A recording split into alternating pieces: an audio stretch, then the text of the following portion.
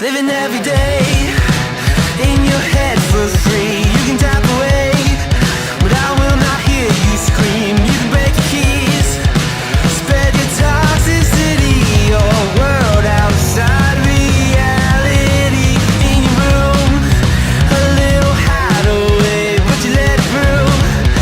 Enough to go insane. Living in the dark hasn't treated you well. You're building your own prison cell. Hey, wait, don't waste it on me. Spite, lies telling you, don't waste it on me. Did I brush you off? Is it your lack of friends? We never met, even if you pretend. Am I in your debt? I don't owe you nothing. Don't say something you'll regret. Hey, wait, don't waste it on me. Spite, lies telling you, don't waste it on me.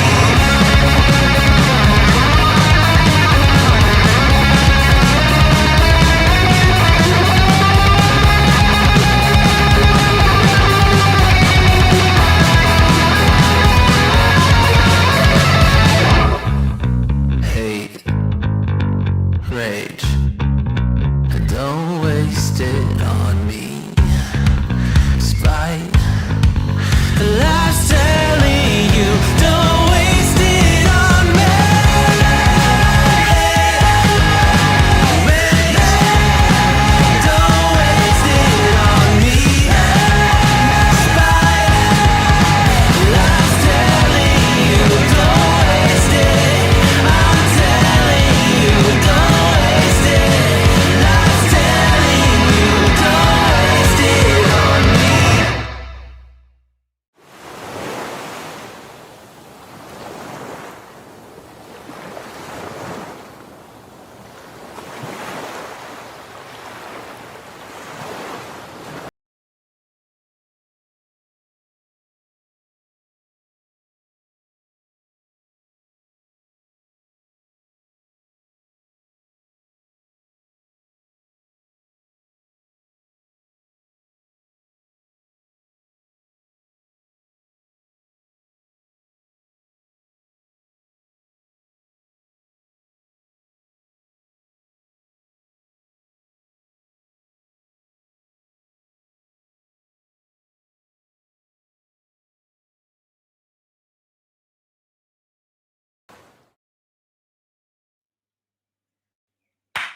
Hello, gamers from around the world. This is Boxenberger, the video game enthusiast from Germany, and I would like to welcome you to today's episode of the World of Gaming.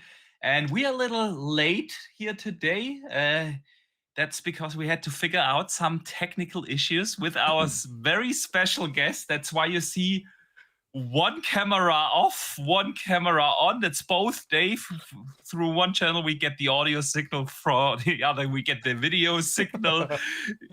But Dave, it's awesome to have you back on the show. How are you doing today? Well, I'm doing really well, Boxy, and I'm glad to be back on here. I typically find myself in the chat, right? If either Yeah. I kind of flip flop, I don't really have a pattern between Dutch's YouTube chats or yours. So it feels good to be on here, to be having a mic and be able to participate. So let's do this. Yeah, really excited to be here. Thank you. Good stuff. Good stuff. We're excited to have you back on the show, man. And it's gonna be a fun show. It's showcase season. Come on. There's the excitement in the air, and we have a lot to talk about here today. So can't wait to get into everything. But first, Dutch, how are you doing, my man? Yes, I'm doing well. I've just spent the day watching the D-Day memorial things on the telly over here, and obviously specifically Gold Beach, because obviously that's where my granddad landed. So that's what I've been doing outside of work. And other than that, obviously we're getting into showcase season, so I'm looking forward to talking about all the rumors, debunking the rumors, and then discussing the upcoming showcases. So it's going to be fun. Yeah, it's gonna be a lot of fun. And I just saw that I'm muted. You guys weren't, but I was muted. Oh dear. Damn it! See, that is what is happening once you try to do something new. Because for the first time ever, we are dual streaming this podcast, not just live here on YouTube, but also live on X. I should be good now.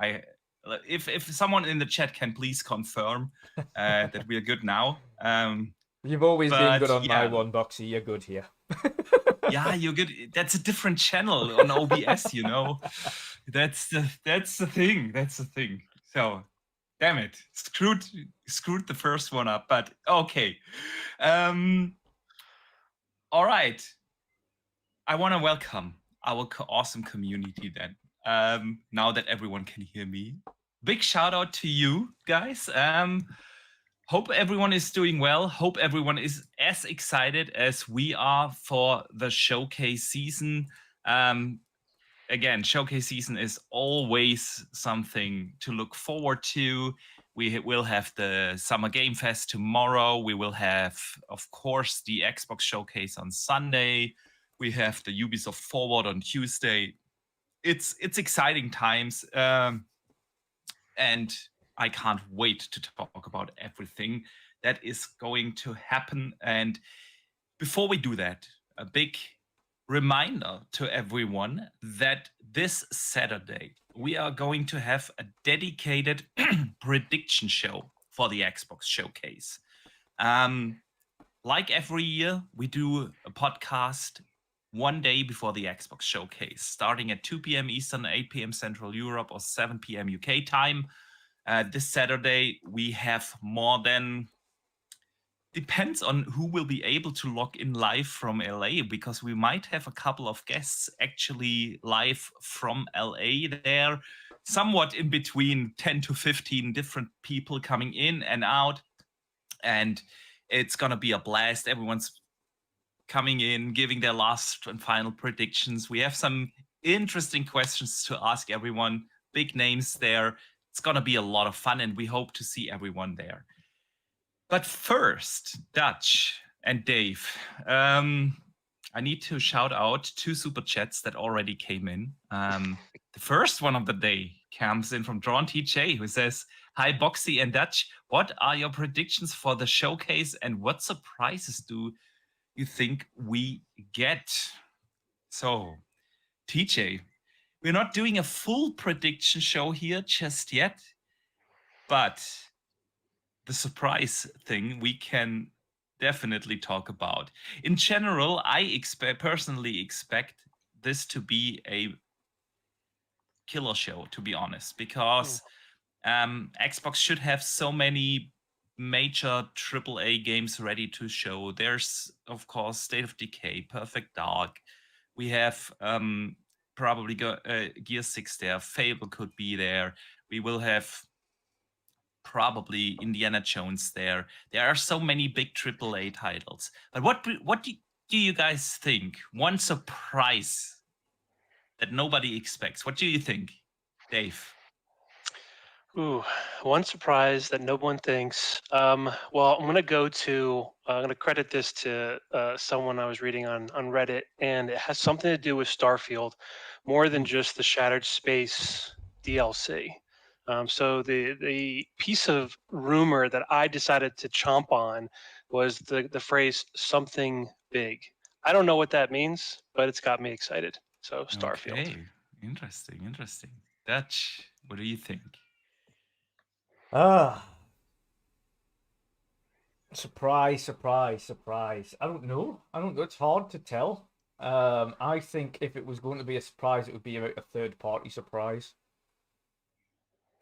Yeah, me too. As opposed to a first-party. I think we'll get plenty of first-party surprises, but I think the one that's going to be like, oh, will be third-party. I agree. And you know what? I'm putting it out there, man. Putting it out there. I could make it a rumor, you know, like all these fake rumors Insider out Boxy. There. Insider Boxy.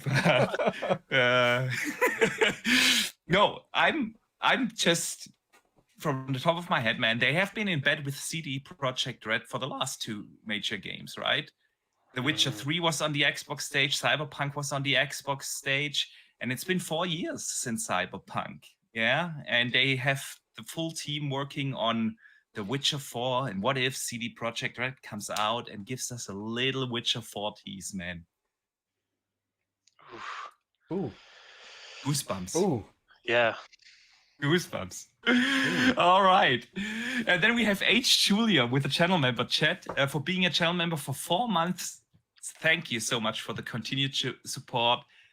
And it simply says hello, and a big hello to you, H. Julia, and of course a big hello again to everyone else. Before we properly start the show, I want to say something. We have 2 very special people in the chat that had the luck of winning Hypercharge last week. We gave away 2 copies on your channel, 2 copies on this channel last week during the podcast. And I found out, I had no idea, that you can't gift games on Xbox to people outside of your region. So one of the winners was Pyro. It was no problem gifting the game to him, but I had a big problem gifting the game to Big Mad Mo. And so I bought the game, gifted it to him. He tried to use the code he received, and it didn't work. And guess what, guys? Xbox doesn't refund gifts. So I had a friend of mine buying Big Mad Mode the game. So he's good now. Took a day longer than expected, but he got the game. But I have 1 code over now. Yeah, left over, but it is region locked to Europe. It should be fine in the EU and the UK. Yeah, but we can't gift the game to someone outside of that region. It's a leftover code we have, so but we will give that away a little later in the show. we have another code as well to add to that, because one of our awesome chat members, the Apiarist, also off the back of giving away a couple of codes last week, said, I'm going to take, I love what you're doing, I love that you're supporting the indie developer, and I'm going to give away a code, so let me know. But of course that code is from the UK, so therefore it'll be UK EU only. So we have 2 codes that are UK EU that need to go to a good home. So we'll give those away a little bit later. Yeah, we will do that. So Europe, you guys can win 2 Hypercharge codes then today. So, but we'll do that a little later. Just want to let everyone know we didn't announce it again on Twitter, because otherwise just these giveaway listeners come in, and we wanted to gift it obviously to someone who is part of this community and comes in for the podcast and not the giveaway. So, but you guys will be able to win one. So, with that out of the way, guys, let's talk about the games of the week. Oh, you got a fancy jingle. We're rolling the jingle.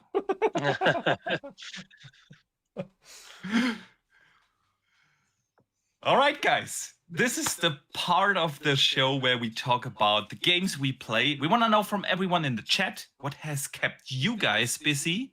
Let us know in the chat. And don't forget to vote. I will leave the poll up for another minute or 2. Hypercharge so far is winning with 63% as of right now.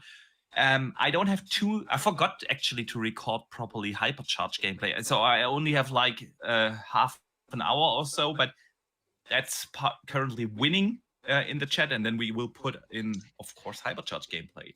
But yeah, guys, let us know in the chat, what have you been playing? Dave, what kept you busy in game? You've been traveling. You're actually here from India.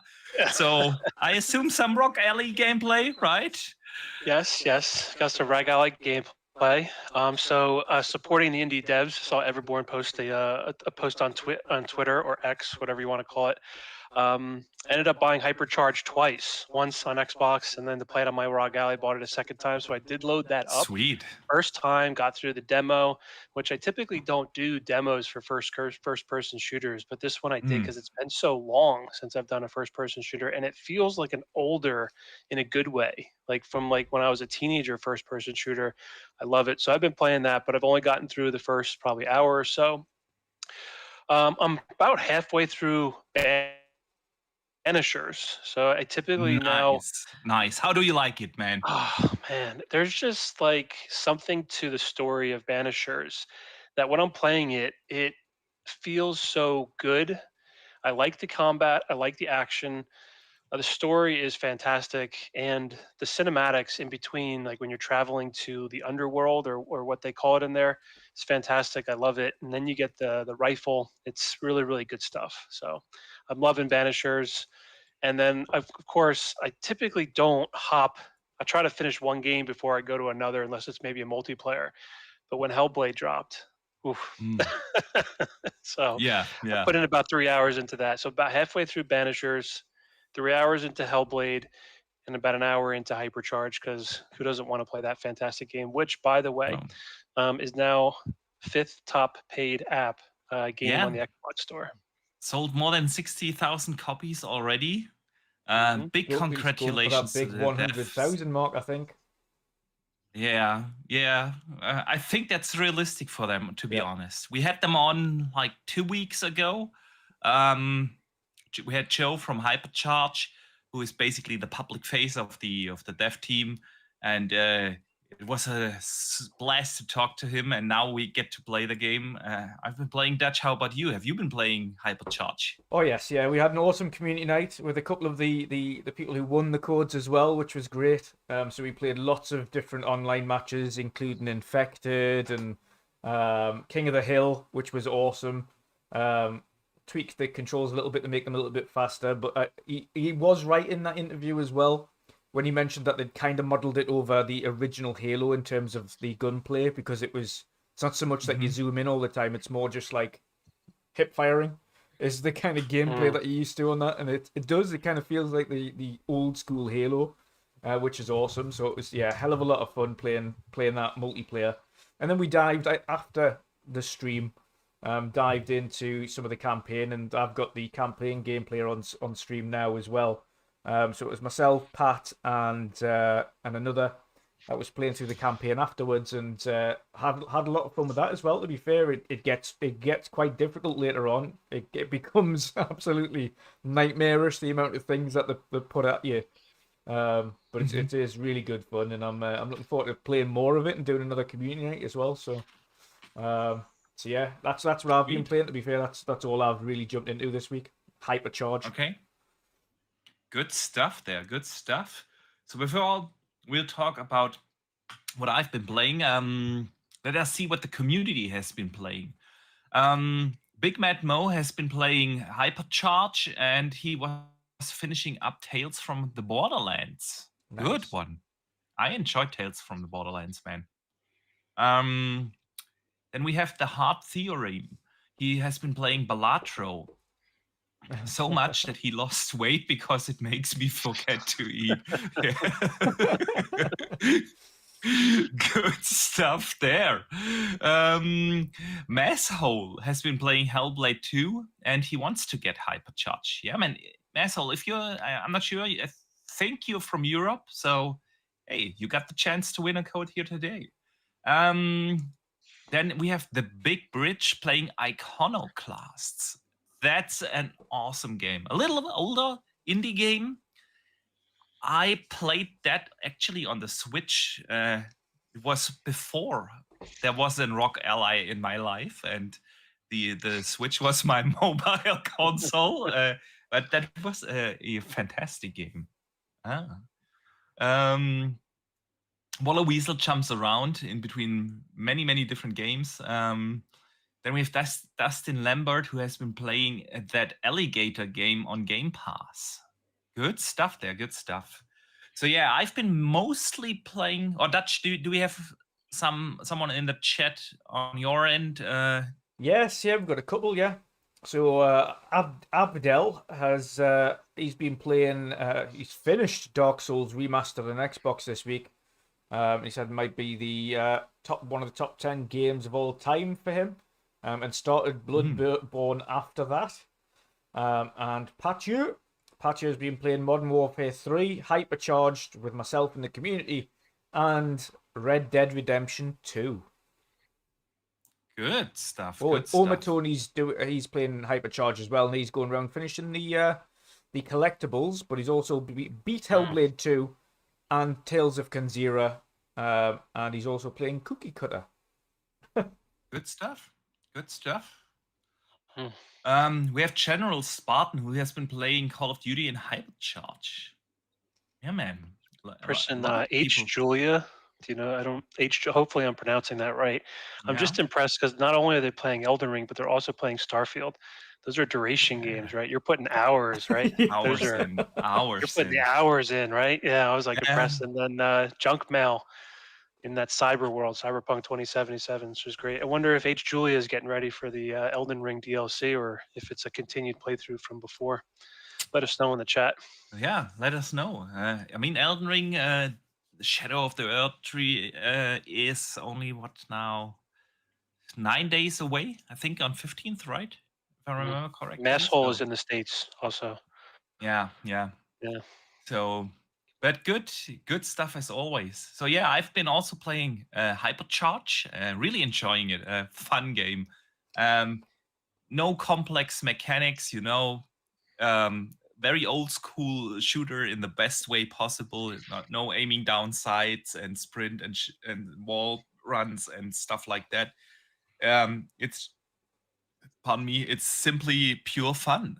So having a blast with that, and then I've been playing a lot of Diablo 4. I'm playing nice. season. Nice Boxy. Yeah. Season know. 4, man. Season 4 is awesome. I'm rocking a sorcerer in season 4. Last season I did a what's it called? The warrior, the Barbarian. barbarian. How did you like that? It was not my character to play, honestly. But yeah, with the sorcerer, I'm having a blast. Loving that. Somewhere around level 75, 76, something like that now. And it's really, really good. Season 4, they changed a lot of great things with Diablo, and I'm absolutely having a blast. I've also downloaded, but not started yet, Octopath Traveler 2. And of course, I'm trying to get back to Destiny, the final shape. So, yeah, guys, with that out of the way, let us move into some actual topics, into the news of the week. All right, jingles. Let's get my jingle dance on. Love the jingles box. Just so you know, I love the jingles every time. Good stuff. Yeah, now that everyone can hear them, it actually makes sense. But we had some troubles with the jingles on the audio only platforms, and so we decided to get rid of them. But now it works like a charm, and they are back. They are back, and they're here to stay. So H. Julia says, getting ready for the DLC. Yeah, good stuff. Nice, there. nice H. Julia. Nice. All right, guys. Let us talk about the news of the week. There's plenty to talk about.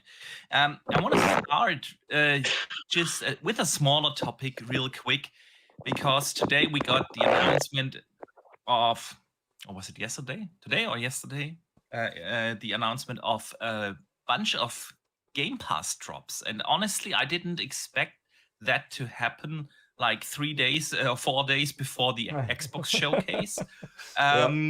So a couple of good ones, Callisto being in there, and finally Octopath Traveler 2, basically shadow dropping. It also launched on the PlayStation, but it's available in Game Pass, not in PS Plus, and yeah, it's good stuff. I loved the first one. I wanted to buy that last year, but then they announced, it's coming to Xbox, and I was assuming or expecting it to come to Game Pass because the first one did too.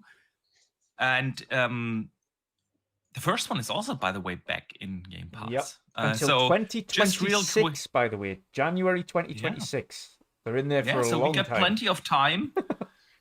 which you probably need for an Yes. Octopath Traveler. I think it took me like 110 hours or so to beat the first one. If you combine So- all 3 games that look very similar, which is Ayuden Chronicles 100 Heroes, Octopath Yeah. Traveler 1, and Octopath Traveler 2, you're going to be there for a good 300 hours. Yeah, but Octopath is significantly longer than Oh, yeah. than Ayuden. Yeah. Ayuden it took me, I would have to look up, but I would say something in between 35 to 40 hours to beat that. Yeah. Of course, not getting all heroes and 100%ing it, but finishing the story, doing some of the side stuff. And Octopath Traveler was 100 hours plus. Yeah, so. Yeah. But I'm looking forward to that. What do you guys think? Why did they do this? Like Shadow drop these games that they could have easily put somewhere as an announcement in the showcase. I There's think. only one reason, Boxy. I But go ahead. Yeah, I think, and I think Dave's going to say the same. I think this isn't even the big stuff that they've got to talk about. So they Yeah. just get the little things out the way of. Okay, great. Here's some cool games to keep you going and get you excited. Before they then drop Yeah. another mountain of Game Pass games in there in the form of Activision content, after or during the showcase, and of course we know Call of Duty, the next Call of Duty is going directly to Game Pass, and I think there's going to be a few other things on there. And I noticed as well, and other people might probably didn't notice, but that's Square Enix have dropped another game, not on Game Pass, but another game on Xbox and on all platforms earlier this week. It was like this kind of platformer game that was kind of just I must went have under missed the radar. that. Yeah. I don't know what you're talking about. Yeah, it was just this kind of weird platformer game that they've put out from Square Enix that has went on all platforms this week, which I didn't even know existed. So it was they've dropped a few games straight away. Obviously it's awesome for people to be able to jump into it, but I ultimately think it's because this is a cool thing to get people kind of hyped. This isn't even, if we're dropping this now, people kind of probably expect, okay, if they're doing this now and Octopath isn't kept for the day of the showcase to go, Octopath Traveler 2 is now available. It's like, okay, we'll not waste time on that. We've got bigger things to talk about. Yeah, probably you're right. Dave, what do you think? Yeah, I just keep thinking of like this made-up person named like Betty at like Xbox Game Pass marketing, and Betty just found out that her 45-second bit What happened was to cut Melissa from the with show, Game and Pass? she's like, Melissa. Oh, you're right. Yes, Melissa. You're right. Melissa's the one. She just found out Game Pass. that's been cut. Yeah. And so she's like, well, I need to get my news out there. And since I can't do it during this epic, well, I'm getting myself hyped, this showcase coming up, she drops it early. And it's like, oof, that gets me excited. Yeah. I think you're both absolutely right. There's just something bigger, just like who said it in the chat? Jadida Johnson. That was him. They got something else Square to announce at the showcase. This is probably one explanation. Yeah, could be a Final Fantasy. Could be something else. We just learned today that the Final Fantasy 14 and 16 studios are ready to announce 2 other projects. One of them is heavily rumored to be Final Fantasy 9 remake. I know, Dutch, that would be yours. So I would assume that we get something Square related at the showcase too. But also, again, we have, outside of Diablo, we have not gotten anything from ABK in Game Pass just yet. And I expect there a big announcement there. We know they have the back compat team up and running again. Yeah. And I would assume that we will see like a ton of maybe Call of Duty games, but also things like your Crash or Tony Hawk or something. Tony Hawk. Yeah, stuff like that to be dropped in there. And then simply a Octopath Traveler wouldn't like make the headlines. Unfortunately, because Octopath Traveler is awesome. Yeah. So, we shall see. We shall see what it is. But guys, let's get into some real news of the week, and that's one thing that basically dropped 30 minutes before the show started. I'm not even sure if both of you guys have seen it. And that is an announcement about Dragon Age Dreadwolf, which is no longer called that. It's not Dragon Age Dreadwolf anymore. Dragon Age Redfall. Dreadfall. No. Yeah. No, please, no relations to that mess. No, it's called a Dragon Age: The Veilguard now, and we will get first gameplay reveal, 11 minutes of gameplay next Tuesday. So they are not going into.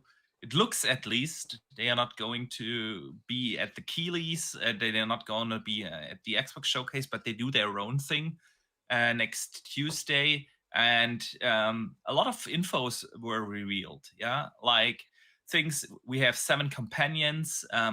Your party will be chosen very similar, like in the Mass Effect games. 2 of those can actually accompany you in the game.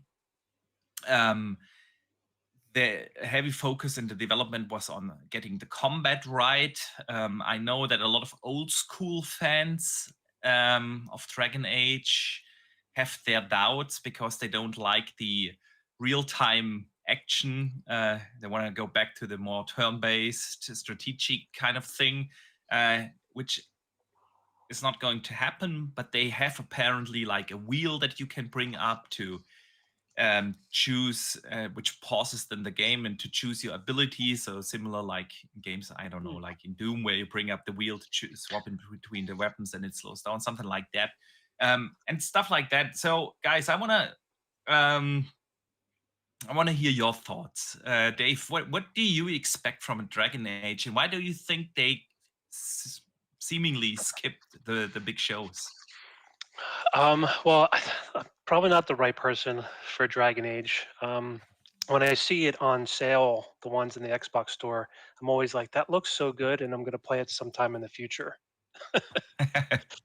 So I've not done it. In terms of the name change, maybe it's because if there's some negative sentiment with the current name, they want to kind of like shake that free before they come to market.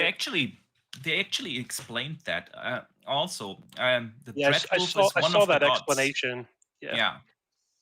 The Dreadwolf is one of the gods, and you will be fighting more than just this one god. So that's why they changed it to the Veilguard, and your party is basically all the gods of the Veil, and so yeah.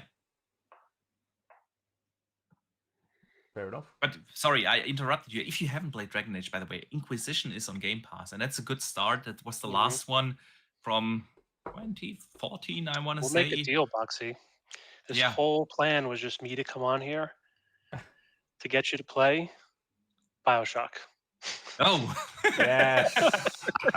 Yes. Make a deal, Boxy. You start BioShock. I'll play. I'll start Dragon Age Inquisition. Okay. Send me the receipts. Okay.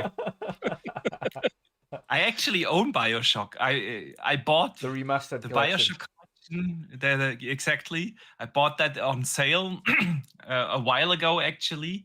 But yeah, it's still my pile of shame. It's probably the one big franchise that I missed out on for some reason. I don't know. Okay, Dutch, what do you think about Dragon Age, man? Yeah, it's. I mean, it makes sense that you've explained it. It's just very, we don't often see this happening to games where they just last minute go, actually we're going to change the name.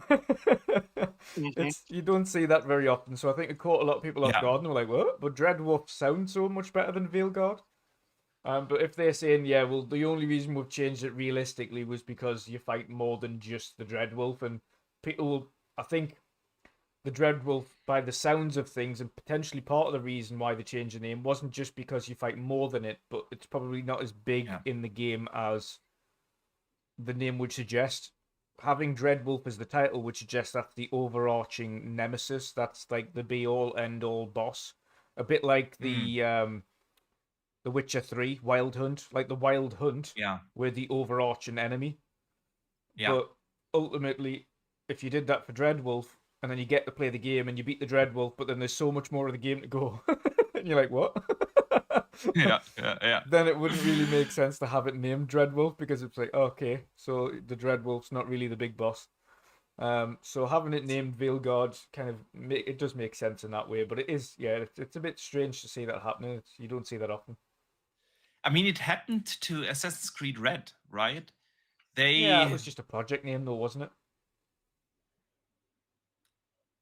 I think Dreadwolf was more of a... I think it was a little more than just a project name. Yeah, they had that teasing art graphic thing, the graphic out for more than a year with the title Red, right? I don't think Assassin's Creed Hexen is going to be called Assassin's Creed Hex either. I think it'll be called something else. That hasn't been announced as Hexen, and Red was announced as Assassin's Creed What Red. was it not announced as Hex? Assassin's Creed Hex or something? I think that this are just the leaks. I'm not. Maybe someone in the chat knows. Let us know. But yeah, you're absolutely right. It doesn't happen too often, right? Yeah. That we see such a name change. But then, I mean, was like, I want to say at least 3 years ago when they put out this original teaser trailer. Yeah. And we haven't heard anything from the game ever since. And now they are ready to reveal it. Do you guys think we will get it this year? Because EA was... You want to say yes? Yeah. I'm with you, man. Yeah. I'm gonna go the next 18 months. Ooh. So it could be. It could be. Yeah, that's a pretty safe non-committal. Yeah. Somewhere between now and the end of 25. I actually think it's gonna be a this year game. Because EA talked a lot about Dragon Age in the beginning of the year, and they were like, yeah, we are pretty confident to be able to show it this summer and release it this year. And so I think so. It's gonna be probably also a reason why they moved out of one of the bigger shows. They get their own headlines, Yeah. next Tuesday, and not get like basically ignored in the wave of announcements that is coming. Yeah, it's like the strategy of announcing things around Summer Games Fest has begun. Yeah. Right? Around it, people are putting around it and not in it. Not being in it. That is a perfect segue into the next topic that I wanted to cover with you guys. Jeff Keighley's Summer Game Fest is gonna air tomorrow, around midnight, my time. So thanks for that, Jeff. Not gonna watch it live because of that, but yeah, Jeff Keighley came out this week and tempered expectations, which is kind of weird for him because he's usually like, oh, Summer Game Fest is coming, the best thing ever, that kind of guy. And he said this time, temper expectations, it's largely focused on already announced games that are coming this year. And there's also not going to be one more thing at the very end of the show. And I read that like 2 days ago, and I was like, okay, what's happening here? No big announcements at the Keighleys. I know it's not like the best shows ever that he puts up, but usually there are a couple of bigger ones in there. He had Elden Ring in there. He had things like Call of Duty gameplay reveal and stuff like that. So usually he has at least a couple of bigger ones in there. And it doesn't seem to be that the case this year. In addition to that, earlier today, we learned from Tom Henderson, and Kotaku actually was able to confirm that Not that I want to use Kotaku as a source, so take it all with a grain of salt. But apparently, a trailer during the Summer Game Fest costs $250,000 for 1 minute, which is insane. 2 minutes apparently costs $450,000, and 2.5 minutes will set you back $550,000. Assuming the average trailer is around 2.5 minutes, it'll set you back around $500,000. Guys, that's crazy. That's crazy. So, yeah. What do you guys think about the summer showcase? Then, I mean, Dave, let's hear your thoughts. Seeing those price lists is absolutely no wonder. People are going to wonder, right? It's like going to a really expensive festival and you just look at the beer menu and you $15 for a nope. No. Definitely not. That's when you stop at Applebee's on the way home. Yeah. You're like, no, guys, we're going to leave the festival for a minute. We're going to get a few beers in the pub and we're going to come back. That's what happens there. Yes. It's insane. Like, I don't understand. Like, you can understand why people are advertising away from that if that's how much he's charging people. And developers are becoming more and more privy to doing their own developer directs themselves and kind of doing their own announcement shows and doing deep dives into their kind of trailer offerings and things like that now. So I think they're all, much like Sony did and Xbox did and Nintendo did, they branched away from E3, figured they were saving millions from not actually paying for these spaces and paying for the privilege of being at these events, that, okay, we can do this ourselves for significantly cheaper and still reach the same amount of audience, if not more, by having our own dedicated slot, because eyes are on just us and not everybody. And that's what these developers are doing. They're just like, well, yeah, it's great that you're doing this Summer Game Fest, but if it's going to cost us $500,000 for a small trailer, and then that's it, and we can't really get to divulge or dive into the game anymore, we may as well just do our own, and it's free, and we can dive into the game a little bit more after that, talk to the developers and things. So it makes sense. But in terms of not just that, but in terms of the showcase itself, saying that he doesn't not to expect anything big and there isn't a one more thing, and then he kind of had this. It was a strange comment where he initially said it's a light year, but it isn't a light year. It's just that people don't want to give you their trailers as much as they did. Right. You literally said that it's a light year for gaming. And I mean, guys, come on, let's be serious here. We are in early June and 2024 has been nuts so far in terms of game releases. The only thing that's light is is Keely's bank account, because folks aren't paying those prices. Yeah. That's what's really light here, right? Yeah. And you've got to feel for indie developers as well, because I think one of the comments stated there that's those prices aren't, like, if you're kind of big and famous studio, for instance, if you're Hideo Kojima, you don't pay that price. You don't pay shit. But if you're not, and you're just someone that wants to get on the show or wants to have a little bit of airtime with him and doesn't know Jeff personally, then you have to pay those prices. So how do the indie games afford to do these things? Like, realistically, you just don't. You don't. Can't. That's extortion. There's extortion. Yeah. Oh, dear me. Masshole in the chat says it's a light here for Sony. Jeff looks at the Sony roadmap, definitely a light year. Yeah, Dave, what do you say about this? Yeah, I just, for some reason, my brain is thinking emails. So he sends that tweet right after he got a couple emails from folks saying, yeah, we're not going to pay that. It's like, oh, it's going to be a light year this year. It's like, I guess it is going to be a light year. You mean Summer Games Fest is going to be light? It's going to be light. So, yes. Yeah. Yeah, it's really weird to say that 24 is a light year for video games.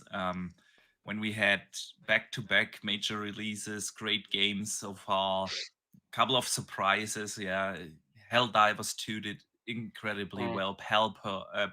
Now world. Pal World did fantastic, which nobody expected to be on that kind of hype level. And besides that, we got your major releases from Final Fantasy to others. It was an awesome year for games so far, and it's only gonna get better if you look at the second half of 2024. Yeah, I will say this about Keely's comments, and I was having a reaction to it, and I was playing devil's advocate here. It's like the devil's advocate in me says, well, he's saying like what the content that we're going to see is not going to be for 26 or 27. And I was like, well, if the content's not going to be for 26 or 27, then that means it's for 24 or 25. And I was like, it sure sounds like the cousin of Xbox's next 12 months method. And I thought to myself, oh my gosh, hopefully, I mean, Jeff is not a platform holder here, so he's not speaking for Xbox, he's speaking for him. But I thought to myself, oh my gosh, like it's almost happening again. It's a reaction to that marketing that Xbox did that did not go so well. And now Jeff is Yeah. using language with the content that's going to be inside Summer's Games Fest. So I thought that was interesting. We'll see how it comes out over the next year plus. Yeah. Yeah, agree. And I mean, like you said, Dutch, with these kind of prices, even if you're a bigger publisher, yeah, why would you pay that? Yeah, and like you said as well earlier, like the vast majority of trailers are 2 minutes long. So Yeah. if you stretch slightly over that, you guarantee they go, oh no, it's 2 minutes and 15 seconds. That's more closer to the 2.5 minute mark. So there's 500,000. They're not gonna, they're not gonna round down. They're not gonna say, okay, it's gonna be 450,000 because it's not quite 230. They'll say that's over the 2 minute mark, so therefore it is the 500,000 bracket. Agreed. And especially like with these kind of showcases, there are a few caveats that come with them for publishers. In such a showcase, you're gonna display, I don't know, around 30 games. Yeah. It's gonna be very hard to make headlines. Yeah, only the real standouts in that show, and you sometimes don't know who will show up besides you. If you are like a Dragon Age, yeah, if you're a Dragon Age, something else shows up and steals you the headlines. Then you just paid $500,000 for a trailer that you could have also put up on YouTube and get the same headlines for free. Yeah. You know, if you have a game that needs a little explanation, also Dragon Age, you don't want to show just a 2-minute trailer. You want to explain it a little more.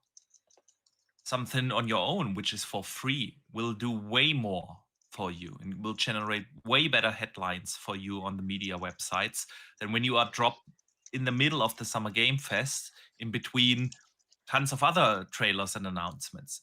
So, and then the smaller studios, the AA studios, the indie studios, who can afford that? Yeah. You know what you can do with $500,000 in terms of marketing on social media and whatnot? It's like crazy. So, yeah. After hearing that and hearing it's mainly going to be focused on already announced games for this year, not having like the one more thing, which he usually had. And it was always like a good thing, at least at the end, where you were like, okay, that saved the show after watching 2 hours of advertisements. It's like I'm tempering my expectations now very much for tomorrow's show. So let us know in the chat what you guys think, of course. Yeah, anything on your end where your excitement levels now for tomorrow's show? I mean, the Summer Game Fest. I mean, I'm covering it, but I'm not excited. Yeah. Because apparently you don't have anything else to do around midnight, right? No, nothing. It's a good job it's a Friday, because it wouldn't have been during the week. I wouldn't have covered that. No, it's a good job it's a Friday night. Yeah. Like, why send that tweet? Yeah, I don't know. I don't know. I If don't you, know. if you want people to watch your show, yeah, I don't know why you send that tweet. I don't. Yeah, that's a I'm tweet that you would if watching you it want people at to midnight. not watch it.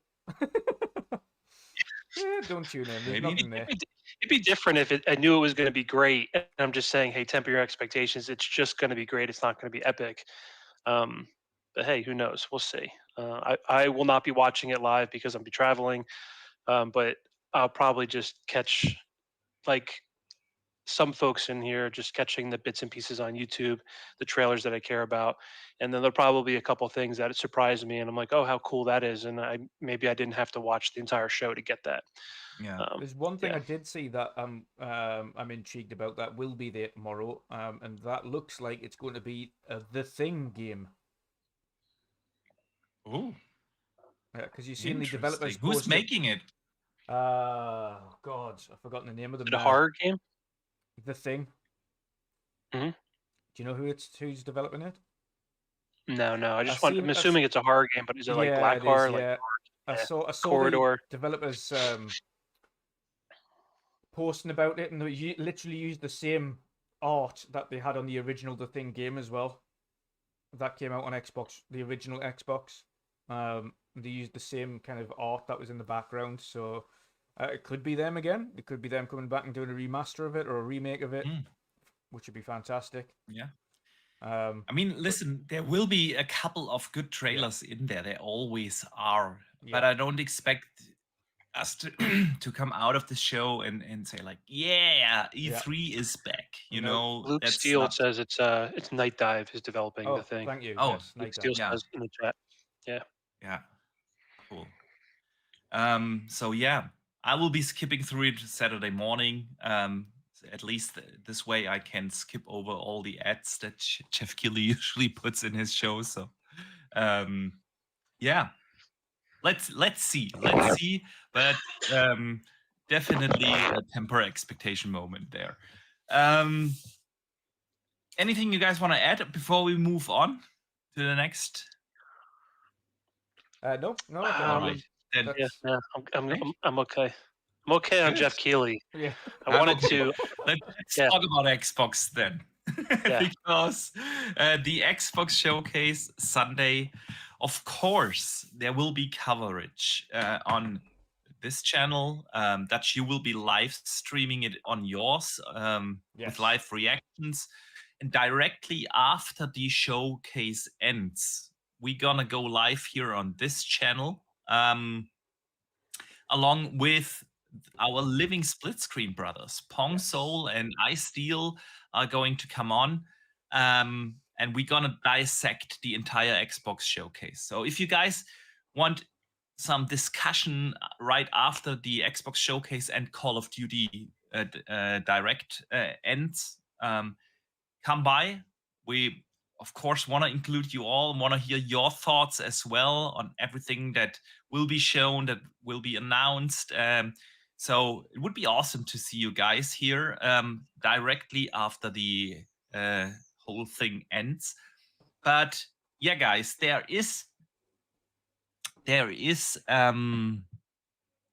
are a lot of rumors out there, as usual, you know. Right in front of the showcase, some people call it leaks. For the most part, I call these rumors fake, because there are trusted sources. Yeah, like Jess Corden has proven he has sources, and he's pretty much considering what he puts out there. He knows which source to trust, which isn't. But then there are others out there, a lot of people out there that just put out, yeah, I have a source, trust me, and put out these rumors that are usually educated guesses. I've been saying that on the podcast here for a while now. I'm kind of tired of those. You know, for instance, I could easily say I have a source that tells me that Forza Horizon 6 is going to be there, and I will have probably at least a 50-50 chance for it to be correct. And if it doesn't happen, plans have suddenly changed, you know? And I see that trend Just like the over the last... Starfield PS5 rumors all over again. Yeah.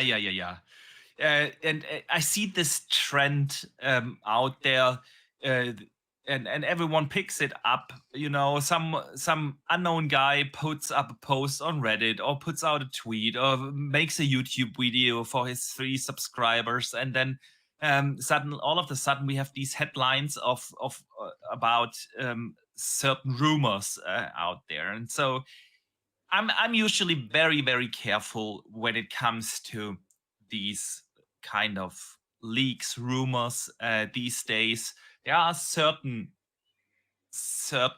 people I do trust, but it's only like 2-3 people that have been proven to be accurate in their leaks, and most of them, honestly, everyone here in our community can do the exact same guesses. Like literally, if you know the industry a little bit, if you follow the news, you can make a safe bet that Gear 6 is there. You don't have to have an insider source. Like, yeah, it's been a while. The coalition has been cooking, and there's more than a 50% chance that a Gear 6 will be there. Yeah, and I don't have to have sources.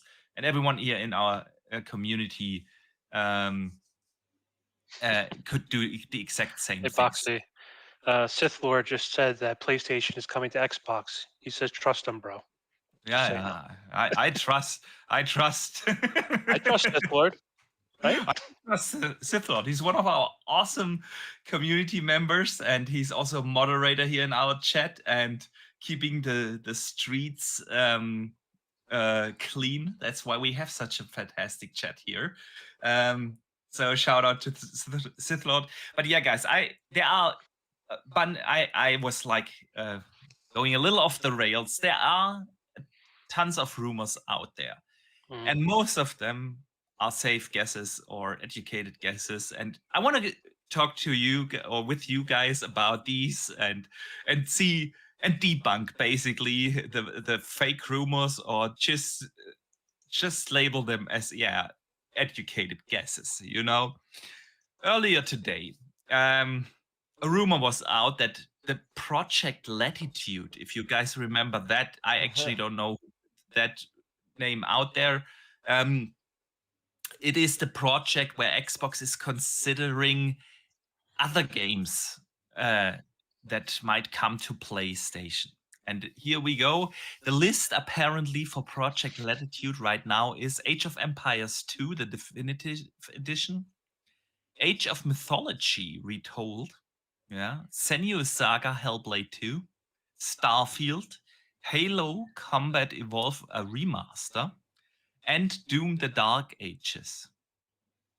The Verge put that up. So, guys, fake, educated guess, or probably true? What do you guys think? It's not even educated guess. It's just plucking names out of a hat.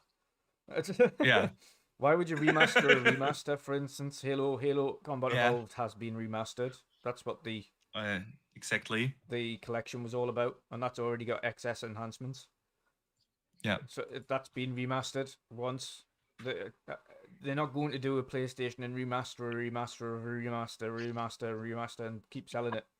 There's no point. They just go to the next one. Like, yeah.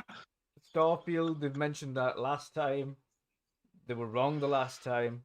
There's a possibility, maybe it's in the future, that it does happen, but I don't think it'll be anywhere near before the Shattered Space DLC. It'll be after that. So if it does happen, it'll be 25 or 26. Same applies to Hellblade. If they ever think about porting that, that's not going to be anytime soon. That'll be next year, the year after.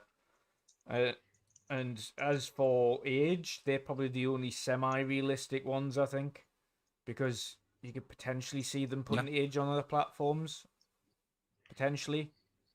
But yeah, it's just plucking names out of a hat. Ultimately, it's just like what games are we going to say? And the thing is with these reports as well is they can just label it considerations and say, well, yeah, but I didn't say it was.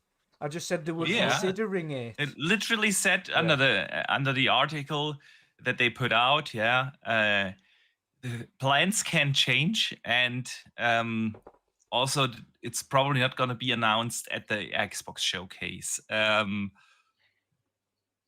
So I mean, listen, if Xbox comes out at the Xbox showcase, It's never gonna happen. and announce, oh, by the way, this is Project Latitude. We're bringing this game over to PlayStation. Like, I know they have done stupid moves in the past, but they are not that stupid. No, they're not They're not that that Let's be real. No, you don't go into your own showcase where you talk about your own games and talk about other platforms. That's not what. Even if they are porting games to other platforms, they do that in a blog post. They don't do that on a massive showcase. Talk about it. Like, Agreed. PlayStation haven't done it. Xbox have never done it. Even when Xbox have had games that are going onto other platforms on their thing, they never mention PlayStation. And why would you? It's not a PlayStation showcase. It's not a Nintendo showcase, for that matter. If you've got the rights to show that trailer for your platform, they will show that trailer for that platform. Not everybody else. Agreed. They won't mention them.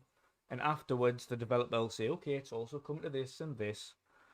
But they're never going to do Project Latitude on the showcase. So I don't know what... I think sometimes the media are intentionally trying to do these things to try and make people pissed off before a showcase. Because that's all it's there to generate. There is no other reason why you'd put out an article about Project Latitude 4 days before a major showcase. There's no other... Why would you? Yeah. Why would you? It gets eyeballs days before a showcase regardless of legitimacy of it. So it performs its function of getting our attention. Yeah, that is so true. I mean, listen, I fully expect other games to come to PlayStation. Of course. The 4 games we've seen so far are not the last ones. Absolutely. But there's no way this is going to happen at an Xbox showcase. Yeah. And I don't even know if that list is true. I don't think they are going to consider Starfield to come over, because that was one of the games where they literally said on stage at the, what was it called? The business update. Yeah, not Starfield, right? I And they've also highly at doubt. the end of this thing as well, they made a point at saying, and not Gear 6. Yeah. After saying that, like, for weeks on end, Gear 6 is up for consideration, so is the Gears Ultimate Collection, and all of a sudden now, not Gears.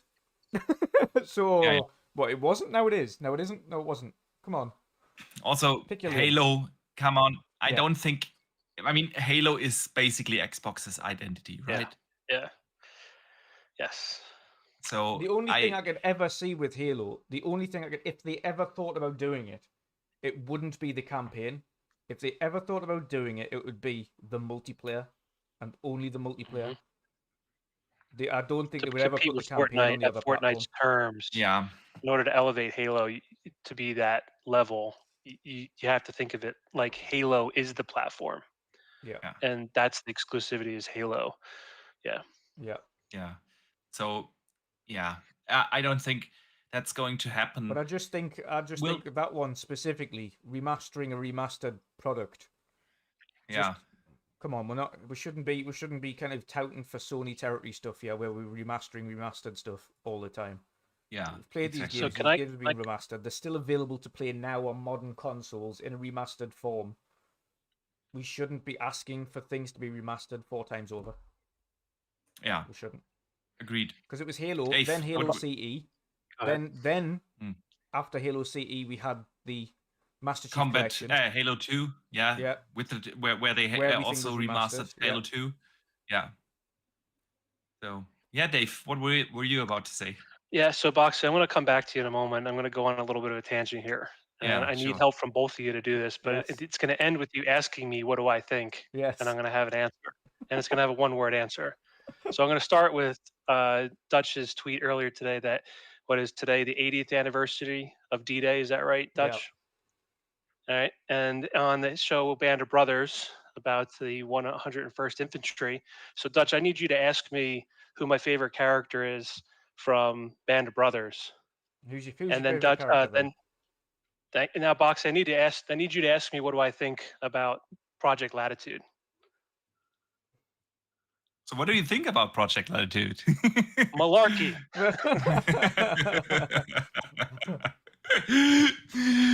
Yeah. Nuts.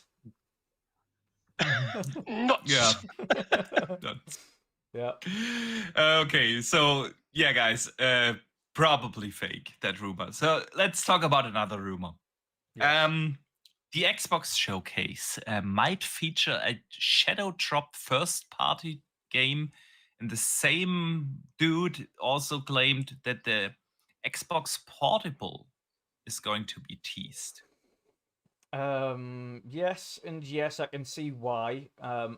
The reason I say why, well, I've been saying this for weeks. I would be very surprised if Towerborn wasn't the shadow dropped game. Yeah, After I thankfully agree. playing it in closed beta, it was in a really good place there. Can't talk about the game itself. All I can say is that it's in a really good place. To the point where I wouldn't be surprised if that game was shadow dropped. It felt really great. Yeah. So hopefully people get to play that. Hopefully that is the shadow drop. I think if there's going to be one, it will be that. With regards to the Xbox Portable, the handheld, maybe again we've been hearing about that for a long time. The only caveat would be there. Would it make sense to drop a handheld now or wait until and drop it an actual next gen handheld with the next gen platforms? There's the only caveat I would have there. Would it make sense for them, or maybe they're testing the water with the first one and say, right, let's see how this first iteration does, and then the next gen we go, right, these are the things that we need to improve, and then we have another one ready where we can just, a bit like the Ally has just done with the X version of the Ally. And again with the Steam Deck did with the Steam Deck OLED. First iterations were good. They learned a few things like the battery storage and the increased kind of the heating issues and things like that. So they learned a few things on the first iteration, improved upon them for the second iteration, which then launched not too long after. Yeah. So I think that if they're going to do it, that could be a reason why they do it earlier than later, is maybe to just learn. Okay, we'll release this one. We'll see what issues people have with this model in actual testing, because it's all well and good a few people testing it at home, but you know that really doesn't matter for nothing until it gets into the general public, and then you find out what the issues are. Yeah, if numbers increase, yeah, absolutely. Yeah, Dave, what do you think before I give my spiel? Yeah, I'm going at this from a different angle. These are the types of rumors that I really don't like, because I feel like they have the highest risk to lead to disappointment, right? So now I'm watching the show and I've been told there's going to be a shadow drop. I've been told we're going to see the Xbox handheld. Like, these are super exciting things. Yeah. What happens if the show ends and there's no shadow drop? Am I disappointed now? Just because someone put that thought in my mind? And so these are the ones where I kind of wish I can just be surprised instead of someone telling me to expect it now. Because if it doesn't happen, but to Dutch's point, could they happen? Yeah. But these are the types of rumors that I don't want to hear, because it could lead to disappointment, and that's not the type of energy I want coming out of one of these shows. Yeah. I can totally hear you there. See, these kind of rumors I would consider like a totally educated guess. Yeah. You don't have to have insider sources to put these kind of rumors out, especially on the Xbox first party thing, because they have done shadow drops in the past. Remember Hi-Fi Rush, things like that. There are multiple candidates to be shadow dropped, actually. The most likely is, of course, Towerborn, like you mentioned, Dutch. We both played the game last year at Gamescom, and it worked flawlessly. It was like, okay, we have a finished product in our hand. Then they had like for, I want to say 6 months now, multiple closed betas, which you can't really talk about because you're under NDA if you signed up for that. But the one thing I want to say is they didn't let you play a level or two. They let you play the entire game in that beta. And they closed that beta now for good 2 or 3 weeks ago. Yeah. So, yeah, do I have to have insider sources to guess, okay, it's going to be shadow dropped? And even if I make it way more obvious. They didn't say Towerborn's gonna be shadow dropped. Mhm. A first-party game is going to be shadow dropped. At the very end of the day, you can argue all day long, but every ABK game is now an Xbox game, right? What about a shadow drop? My rumor suddenly came true. So for that reason, I really don't like these rumors. Yeah. About the Xbox handheld itself, It's I the mean, most exciting one. And how it's the cool is most that? exciting one. Yeah. And there have been rumors about them making a handheld. I mean, I got a whole also, thread on Twitter just devoted to Xbox handhelds, trying to scour for any detail because I just love reading about it. Yeah, just alone the Xbox handheld. It's yeah. cool. And I mean, Dutch, you and I, we talked to the Xbox hardware team last Gamescom, Yeah. and we talked about this multiple times on the podcast. The kind of questions they asked, and once we got into a discussion with them, actually, you and I both came out of this 1 hour discussion with the hardware team, and we were like, yeah, they're doing a handheld, Yep. obviously.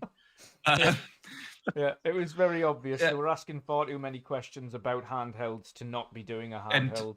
and not just would you like a handheld and things Yeah. like that. It was like, okay, you guys absolutely develop Yeah, like in what the price middle of range? development. What price range? What kind of features would you like to see in a Yeah, handheld? What, which kind of OS do you want it to run on? If you compare it to the Ally, what would you improve? What would you do differently? And this and that, and it's like, okay, we were pretty much sure. Okay, they are working on a handheld after that discussion, without them confirming it, obviously, to us. But it was very, very obvious, and ever since we have seen so many talks about that, I would absolutely love that handheld. Don't get me wrong. I like an Xbox handheld that runs the Xbox OS natively would absolutely solve my third-party problem that I talk about so much that I have with my Ally. I love the Ally. It's a great device. The one thing that annoys the hell out of me is that it's Windows and you always have to do the updates and the drivers and this and that. But it's a fantastic handheld. But it puts me as a console gamer first, always in this position to ask myself, where do I buy my third-party games? If I buy, I don't know, a Elden Ring, if I buy that on console, I can't play it on the Ally. Do I buy it on PC? I can play it on my PC and my Ally, but I can't play it on the big screen on my console. So, yeah, an Xbox handheld that runs the Xbox OS natively would solve that problem. Yeah, and I would absolutely love it. But do I think that this is going to be at this showcase? It would be my dream announcement. I doubt it. I think the handheld is going to be a hybrid console, like the Switch for next gen. It's their Series S for next gen. They will still have a regular console, big one, beefy power specs, beefy hardware specs, but that's their 2 SKU approach for next gen, not this gen. I doubt it. But yeah, I don't know, Dave. What do you think about this? I know you're a handheld fan too. Yeah, I don't think the handheld. I could see like a silhouette, but the problem with the handheld, and there's this idea, and tell me if you agree or don't agree. There's just kind of this backlog of games coming, right? We know it's like the showcase, Xbox showcase, is going to be stock full of games. Yeah, They're announcing things early because of it.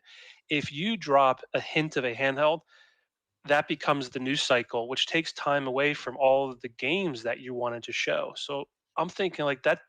I know I want to see it. Like I want to see it yeah, yesterday. So I'm thinking you do the showcase, you let the showcase be about the games. And then Sarah Bond, she said later this year.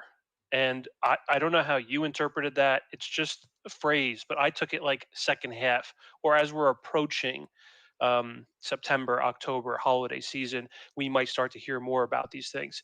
I could see a tease, a silhouette then to re-up the cycle, but I don't see it at the summer. I okay. don't see it at the Xbox showcase. That's that's how I've prepared myself, and it's what makes sense to me. Mhm. I don't know. I mean, the chat can tell me what they think, and you guys can tell me what you think as well. Absolutely. Interesting that you took Sarah's statement that way, because I interpreted something entirely different when Mm. she said, yeah, we're gonna have hardware at the end of the year. I was like, literally, okay, they bring out hardware at the end of the year.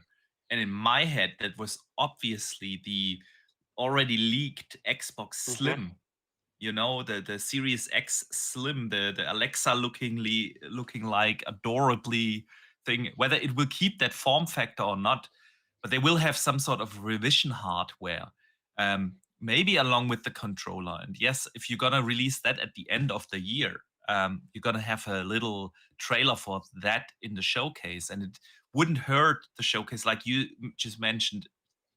The The very handheld would end, steal the the show. silhouette. Yeah, it would be like, okay, you can drop that somewhere in the middle of the show, just like they did last year when they announced the Black edition of the Series S. Remember that? Um, so you can do that. You don't take away the excitement from the games or anything, and you will have your Series Slim at the end of the year. That's probably what's going to happen.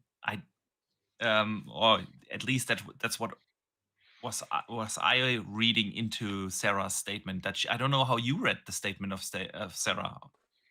Yeah, to be honest, I'm more in with Dave. I took it as they would announce the hardware at the end of the year, as opposed to showing the hardware Like at the the end of the year. existence of it.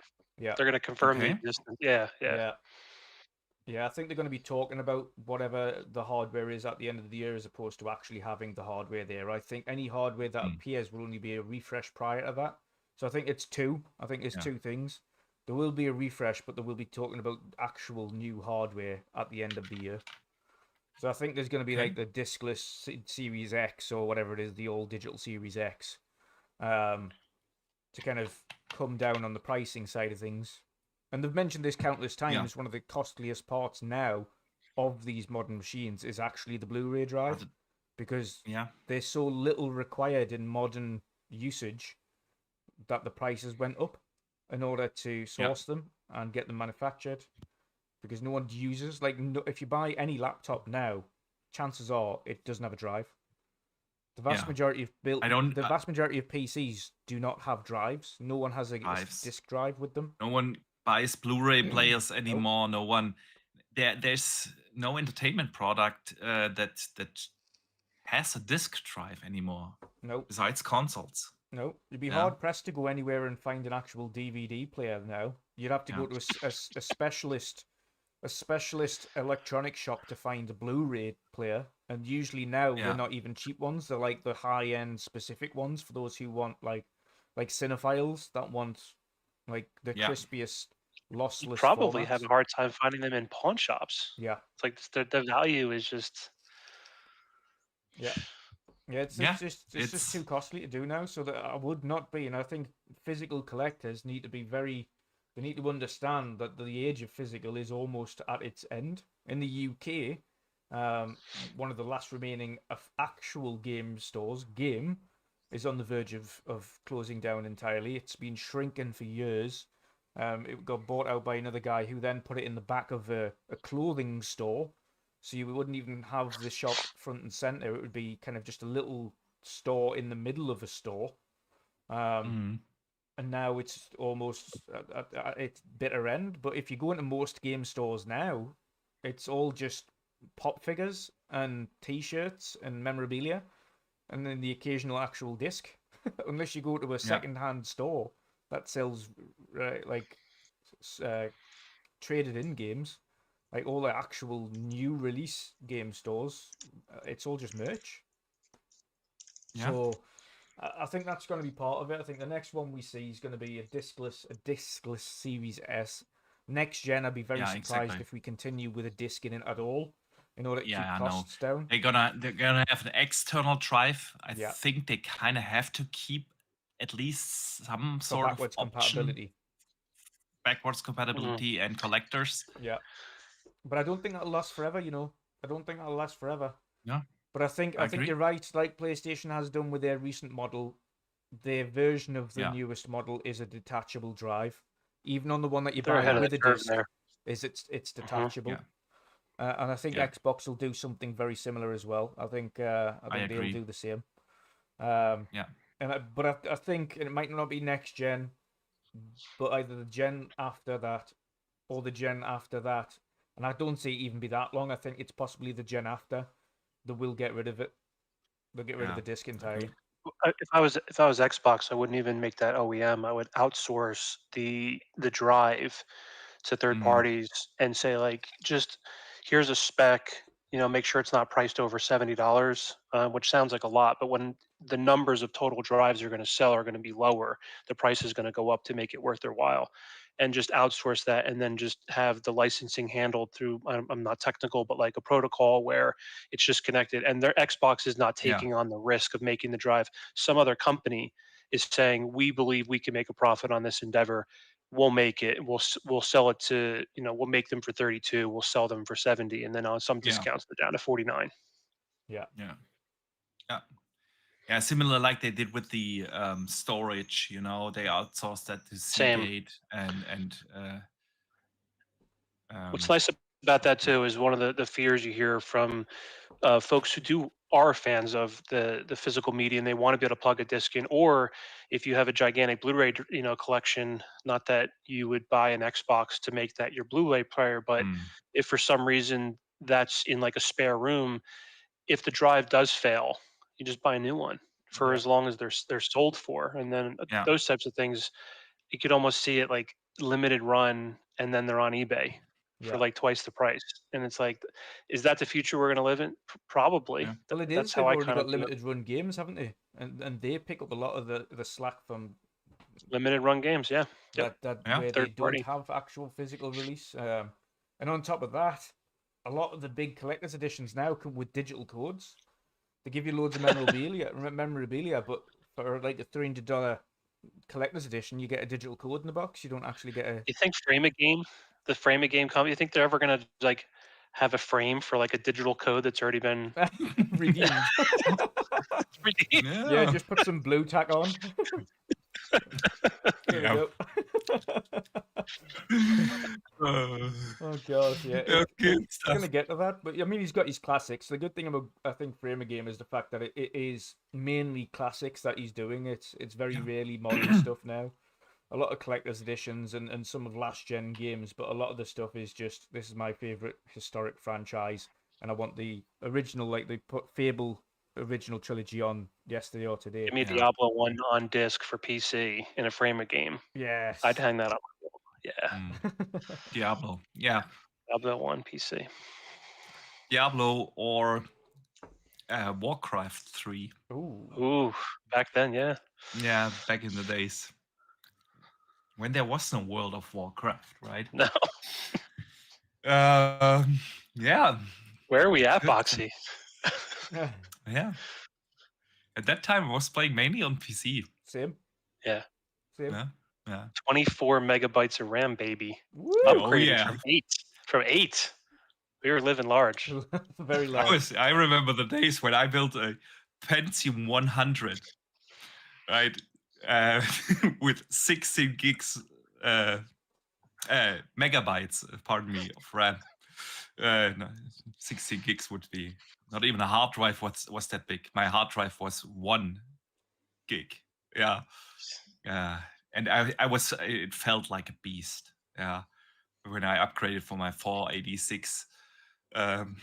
I remember using the internet trial codes that you get with every service provider from the PC magazine in order to get internet every 2 days. Yeah. I put this one in today. There's some internet for a couple of a week's trial Oh with my this provider, gosh. and then the next one. I remember when Diablo came out. I think Diablo 1 was my first online game that I really played like intensively online. I played here and there or tried out an online playing game before, but Diablo was the first one that really hooked me. I remember I was like 16, 17 years old, and my father took away my allowance because the internet bill went through the roof. Because remember, back in the days, you had to pay per minute. Yeah. You know. Yeah. Oh yeah. Yeah.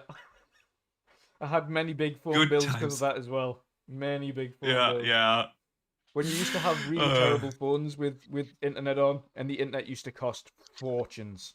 It was like £1 a megabyte. You were like, and it took that long to load a page up. It had already spent £5. You're like, no. Yeah, yeah.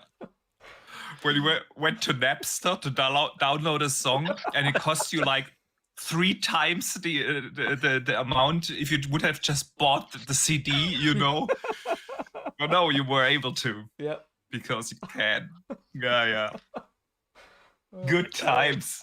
Good times. God, Lord, we are old. We are old. Yeah, we're aging ourselves here. Yeah, definitely. Hit that like button, folks. Just go ahead and hit it. We're aging ourselves here. You can do it right now. Exactly. Don't worry, internet is free now. Yeah. It won't cost you anything. It won't cost you anything. Exactly. Absolutely. Thanks for the reminder, Dave. Yeah, if you guys enjoy the show, definitely hit the like button. And if you're new here to the show, consider subscribing. We would definitely appreciate that. But let's get back to Xbox rumors. Another rumor I've seen this week. The show could run for 2 hours and will include 30 games. Yeah, that's a good guess. That's a good guess. I think 2 hours. Exactly, that's what it is, right? It's a good guess. But I think that's 2 hours including Call of Duty. Call of Duty, agreed. Yeah. I would also assume about 1.5 hours for the actual showcase, 80 minutes, maybe 80 to 90 minutes, and then around about 30 minutes Call of Duty. Yeah, 100%. Yeah, that's what I think. And I think we guessed that, I think it was last week or the week before, we said the same thing. Probably about an hour and a half, and then another half an hour for the Call of Duty. Yeah. How long was the showcase? It was like 2-3 years ago, where it's like 27 of 30 games. It's like Gamepass. Oh god, How long was that an hour and a show? half. That was about an hour and a half. Yeah. So to me, an hour and a half, like even at me, I'm like, I'm eating this stuff up. I'm a Game Pass subscriber. I'm like, yeah, it's like I'm eating it up. I started to feel like that was just that my attention that's a long time to just be at an elevated level. I mean, I don't know, maybe I'm just old. So I'm thinking anything over an hour and a half starts to kind of push that idea. Whereas if you have that transition to Call of Duty in a separate show, it's like I can get up, use the bathroom, I can go get myself a drink. Yeah. It just kind of breaks up it a little bit. So that makes sense. I think that's if someone was asking me to bet my money on it, I'd say that sounds about right. Plus or minus 5 minutes, 10 minutes. Sure. Yeah. Plus or Absolutely. minus 1 or 2 games. Yeah. Sounds right. No insider knowledge required to guess that, and plus minus 30 games. Yeah, of course. Yeah, if you count all the indies and everything that is in the sizzle reel trailers that we'll see, sounds about right. 30 games. Plus or minus, of course. So yeah, not really a rumor. Then of course, the rumor is out there about the Gears collection again. I mean, And if you it's say also it enough, said, the rumor also one time says, it's going to happen. I don't even know who put it out there. It's some weird fake guy on Reddit. Nobody knows who it is, but basically every major media outlet picked that up at the end of last week. So yeah, Gears collection. We have been hearing that for a while now. Like Special Nick claims that for 2 years in a row, right? That it's coming. You guys think that's a possibility, and will it come to PlayStation? Yes and no. Yeah. Same. Yes and no. Okay. Yeah. If we continue at this pace through the podcast, we are finished in about 6 minutes.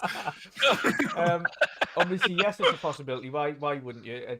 Especially if they do it properly, like i.e. they do it in Unreal Engine 5 and it's a true jump. Because all we've got for an actual remastered so far is the first one, and the first one was great. Don't get me wrong, but we didn't get 2 or 3, and to be honest, 2, personally, I think was actually a better game than 1 in the grand scheme of things. To me, the story evolved a little bit more there. We had some very big moments in 2 and 3 compared to 1. Yeah. 1 was more just of an intro game, and we had introductions to the characters and things like that. But 2 and 3 I mean, had bigger 1 story was beats. at its time also like a technical achievement that nobody has seen before, right? Yeah. And I love Gears 1 for what they did, not just on the technical side, but that mood that they set up, the more horror elements in that game were phenomenal. But I do agree in terms of story moments, like no spoilers here, because maybe this collection is real and someone's gonna play it for the first time, so we're not gonna spoil it. But everyone who played it knows what I mean. There is a moment in 2, and there's a big moment in 3 as well. Well, you know what you're saying, Boxy, is right. We've got to remember as well that we are old. Yes, we are. And we are into a generation now that won't have played the original Gears trilogy, and probably wouldn't, because it's classed as a retro game now. And it is classed as a retro game. It's like 2 decades old. So it does require, at this point, it would be one of the ones where you'd go, actually, yeah, I can understand why they do a remastered collection for that, in order to kind of get that new audience and bring a new audience into it. 5's there, but people who haven't played the original trilogy had no idea what was happening in 5. 4's there, but again, if you haven't played the original trilogy, you don't know the characters, you don't know their backstories. So it would be good to have them all, and maybe even bring in an enhanced patch for 4 in order to bring everything in line. So you have 1, 2, 3, an enhanced patch for 4 and 5 available, ready for Gear 6. So it's a possibility. We need to get Dave's audio back in here. Yeah. Oh, yeah. Hang on. That's something I have to do on my end. Here we go. Dave's audio is back. How am I doing? You're good. You're doing good? Yeah, I have an echo now. No bueno. Oh. All good. I hope you figure it out. Maybe I'll let you figure out and give my thoughts on the Gears collection while you do so. Listen, Dutch, you bring up a good point.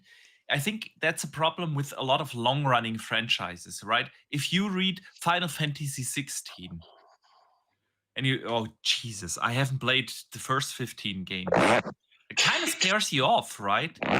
And with Gears, we've gotten the release is with numbers. Yeah, I think that's also maybe a reason why Halo Infinite wasn't called Halo 6. Yeah.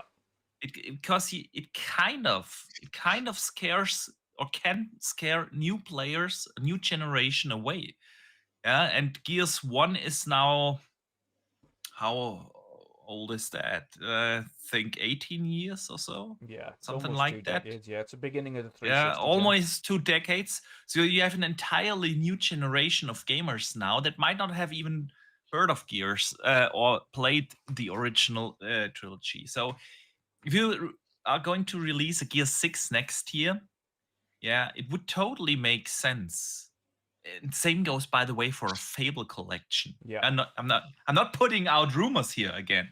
You heard it here first. You heard it here first. Yeah, you have. I've heard.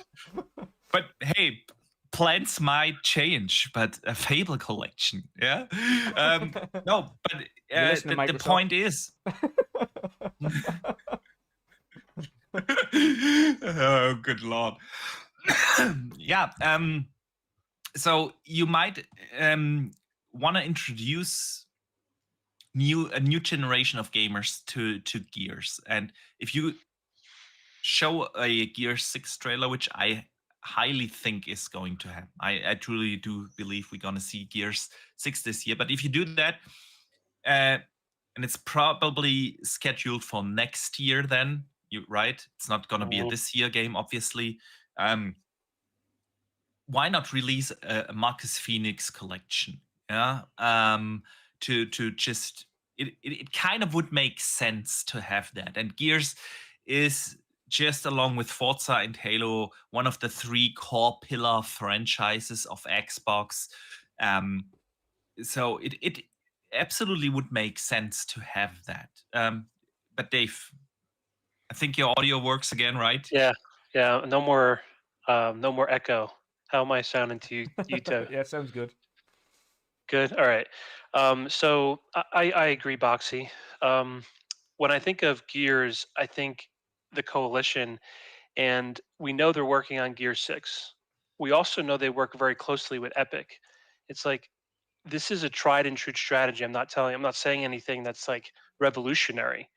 But if Mm, you have a studio that is helping Epic develop Unreal 5, and you need to kind of prove your skills, like why not go back to an area where you're already very comfortable as a studio and kind of like leverage some of what you're learning with Unreal 5 on a Mark X Phoenix remaster or collection. You can display what you're doing, at least some of it, launch the collection, and then also go full tilt on Gear yeah. 6 in 2025. I mean, it just makes too much sense. Just from like like if you were training a team, you would want them to be able to train and figure out like how well can we really push things for these old engines, these old Yeah. ones.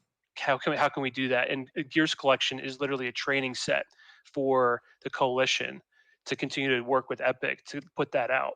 That's how I see it. So it's like I am going to play all 3 when this eventually comes out because I never played the third, and it's been so Oof. long since I played the first 2 that there's going to be so many moments in those games where it's going to be like a re-reveal to me.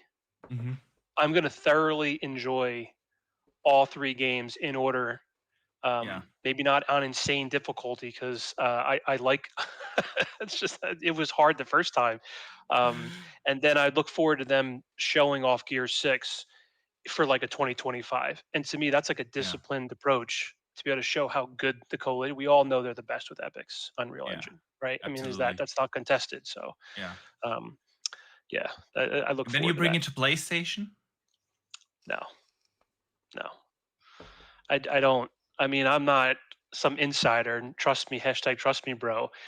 But if I don't think the statement we're trying to make decisions that don't hurt the brand is compatible with bringing um, your most beloved franchises to a competitor's platform. Or let me put it this way: Xbox needs to learn how to be successful without bringing your staple games to a competitor's platform. Yeah. Not until the market shifts where that is being reciprocated could I see that change. That's maybe I'm giving you like my managerial answer. It's like that's how I would handle it. Yeah. So no, I don't see that happening. Uh, okay. Dutch, do you think? Yeah, I don't see it happening It, either. I don't see it happening. yeah. I mean, you could bring up the Could be wrong. argument.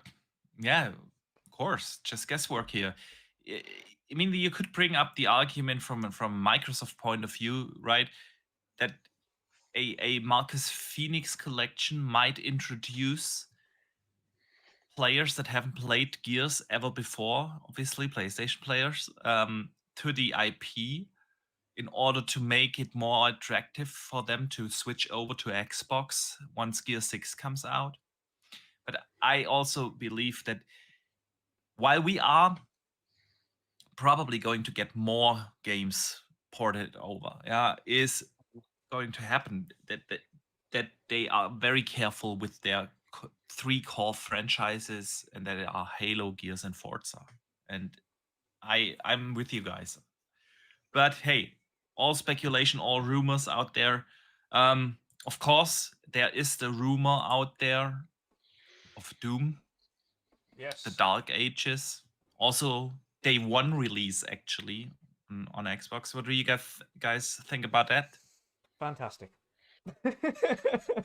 A true rumor Yeah. is. See, I think with this we are in the territory of, okay, this could be actually a rumor, and not just an educated guesswork. Yeah, because yeah, it's a little bit more specific. It's okay. Apparently, the next Doom is going to have some medieval theme. That was one thing that came along with the rumor. So they got a little bit more specific than, oh yeah, my source told me one first-party game is going to be there. Oh, really? You know, and the PlayStation thing, yeah, it's a heavy debate out there. Do you guys think a legit rumor or? I think there's an Xbox first party game that could go on PlayStation, but I wouldn't go as far to say it's going to be Doom until I know more about the game. But the thing with Xbox first party is there are so many games that could fall into category of something that's going to go to PlayStation next because they've expanded so much and they have so many studios. And some of these games will have undoubtedly been in development with the intention of launching on PlayStation at the time of acquisition. So to say like an Xbox first party game is going to PlayStation, to me, I'm back in those emails and I'm saying what we're really doing is you're saying we acquired you. Let's have a conversation about which platforms you're going to launch on. And I think Xbox first party games could launch on PlayStation if the conversation for a particular game that we don't know about is going in the direction of the publisher or the developer who was developing it for PlayStation this whole time. That's Yeah. just the nature of acquisitions of such large companies. To me, that's just part of the business. So, but is Yeah. it Doom? That part, I'm like, I don't know. I don't think so. But could it be Xbox first party? Yeah, it could be. We all expect there to be more. So, why wouldn't there be? Listen, I think it makes sense for them to port over the ongoing games. So I wouldn't be surprised if we see, for instance, State of Decay 2 coming over. Things like that. Will they put a Doom in their day and date? I don't think so. I know there are a lot of people out there saying, well, it has always been multi-platform, so of course it's going to be multi-platform again. But that's not the nature of how acquisitions work. Spider-Man used to be a multi-platform IP, right? And nobody would argue about that. So I don't think that this is an argument. But hey, we shall see. We shall see. Yeah, guys, lots of rumors out there. Now, Dutch, we are going to do a big prediction show this Saturday. We mentioned it at the beginning of the show. I'm just going to advertise it again. This Saturday, 2 p.m. Eastern, 8 p.m. Central Europe, or 7 p.m. UK time. We're going to do a big prediction show one day before the Xbox showcase with tons of creators, somewhat in between 10 to 15 people will drop in and drop out of the show, give their final predictions and expectations, and it's gonna be a blast, just like the last couple of years where we did those shows. But unfortunately, Dave, you won't be on that show. So before we move over to the next topic, give us at least 3 predictions. I want to hear from you. What do you think is going to open the show? And close the show, of course. What would be your dream announcement? And I'm gonna steal this question now from Lord Cognito, because I was on the Iron Lords last Sunday, and I loved the question he put out there and asked me and everyone else on the panel, of course. What would be a big L for you if they do whatever you say? Let us hear your thoughts before we move to the next topic. All right. So the way my brain works is I'm probably not going to be able to remember all those questions on the go. So if you help me out. Yeah, sure. All right. So to open, Yeah. what do I see opening? What do I see opening? I mean, I would love to see Perfect Dark open.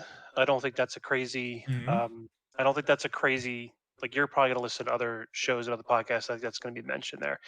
But we haven't seen anything for that for about 4 years. Even if that was a 2025 or 2026 title, I mean, heck, how long did we hear about Hellblade before it came out? I think to open the show, talk about lighting a firecracker, and it's like, let's go, baby. So that's my opening. The big L would be if we start seeing like PlayStation logos on games at an Xbox showcase. To me, I'd be like, everyone on the Iron Lord said the same thing as oh, you. did they? Oh my gosh. Yeah. I didn't. I said one thing different. I said a different thing. But everyone else definitely, and I agree that would be a big L. Yeah. I mean, especially when like Blade came out and they didn't even list anything. Yeah, So it's like true. if you go in the opposite direction and start showing things like Perfect Dark and you're like PlayStation symbol, you're like, guys, we're moving in the wrong direction here, just from a marketing perspective. Like we, Yeah, even if it's going to come to PlayStation, let Xbox have its moment in its own showcase. So I would yeah. consider that to be a pretty massive oof, and I wouldn't want to see that. And what was the third question? What would be your dream announcement? Oh yeah, yeah. So this is I mentioned in the chat earlier. I think every show that I'm ever going to ever be on, I'm probably going to try to squeeze this one in, and that is going to be drum roll an Xbox kart racer. Hmm. You know, I have a tweet boxy from like 2 years ago where I went through and I listed like 20 characters, and it felt like as easy as peasy, easy as lemon pie, to put together a list of characters. Yeah, And the one I'd like to start with is Coltrane, right? He's got that energy from Gears, right? It's like, woo, let's go. It's like, imagine put him in a cart next to Kate Diaz, next to yeah, Conquer, next to Spyro. yeah. There's just so many characters that Xbox could put into in a kart racer. That's my like, if I got that, give me some couch co-op, some split screen. I mean, even if I'm going wild here, it's like imagine an Xbox kart racer with Forge mode. Hmm. You start making your own tracks, and then they start releasing new characters as I updates like that. over time. I mean, you could put I mean, imagine if they were like you can bring in your Sea of Thieves character like Yeah. into the kart racer environment. It's like it just that could be really really cool. So that is what that is my crazy. If they did that, I'm going to be letting out a verbal wahoo as a grown man. Hell yeah! Hashtag hell yeah! I like those. I like those predictions, man. The kart racer would be absolutely awesome. And I know a lot of people in the community would love to see that too. Um, and as for Perfect Can I Dark, squeeze one more in? Can I do that? absolutely, sure, All go. right, so I put these together before the show. I put them in like the boring, definitely going to happen category, the maybe, and then the never going to happen. And I put my Hmm. kart racer into my never slash wish list category. This one's in the maybe.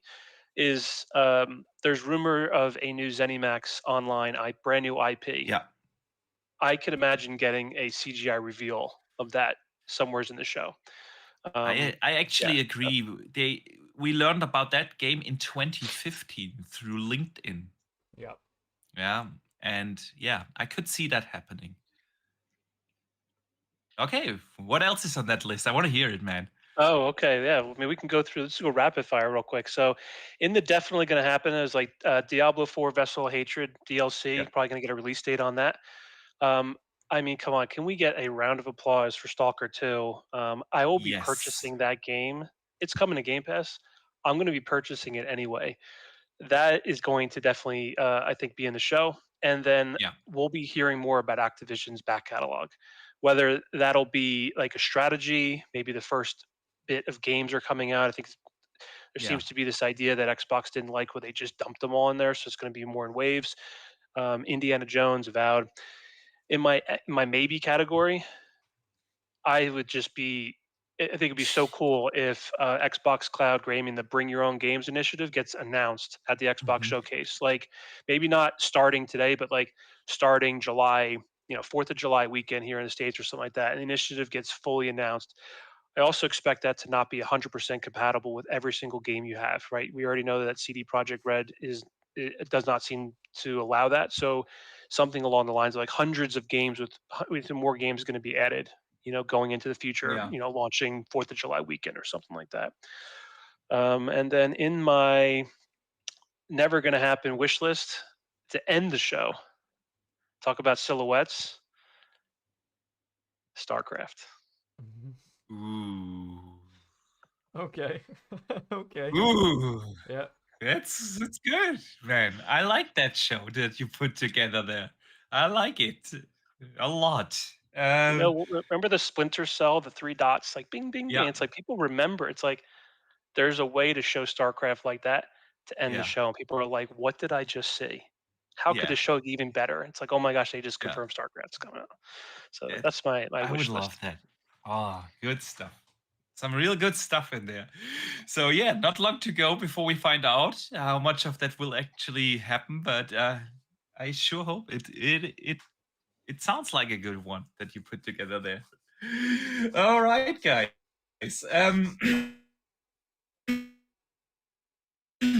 Let me segue into the next segment with one game that maybe a lot of people thought might be there, but after, and that is Contraband. Because Avalanche Studio, yeah, the makers of the Just Cause series, they actually announced layoffs and the closure of 2 of their studios. About 9% of their workforce is being let go. It's unfortunate thing. Hope everyone lands on their feet quickly. We've seen it this throughout the year happening everywhere. Layoffs. But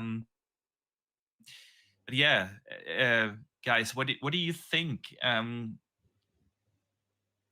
about Contraband now? That's been what now, 3 years since we got the trailer.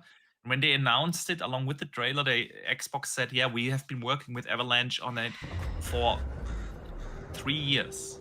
So in my mind, that makes it around about 6 years development time, which is why I would have guessed, yeah, Contraband probably gonna be there. But now seeing this, what do you guys think? So not only is there a rumor that it's going to be, it's been what quote unquote internally delayed, but then the part of the rumor is that it's been confirmed by Tom Warren that it's quote unquote a ways off for it. And then I think to myself, from the perspective of Xbox, right, we're still in.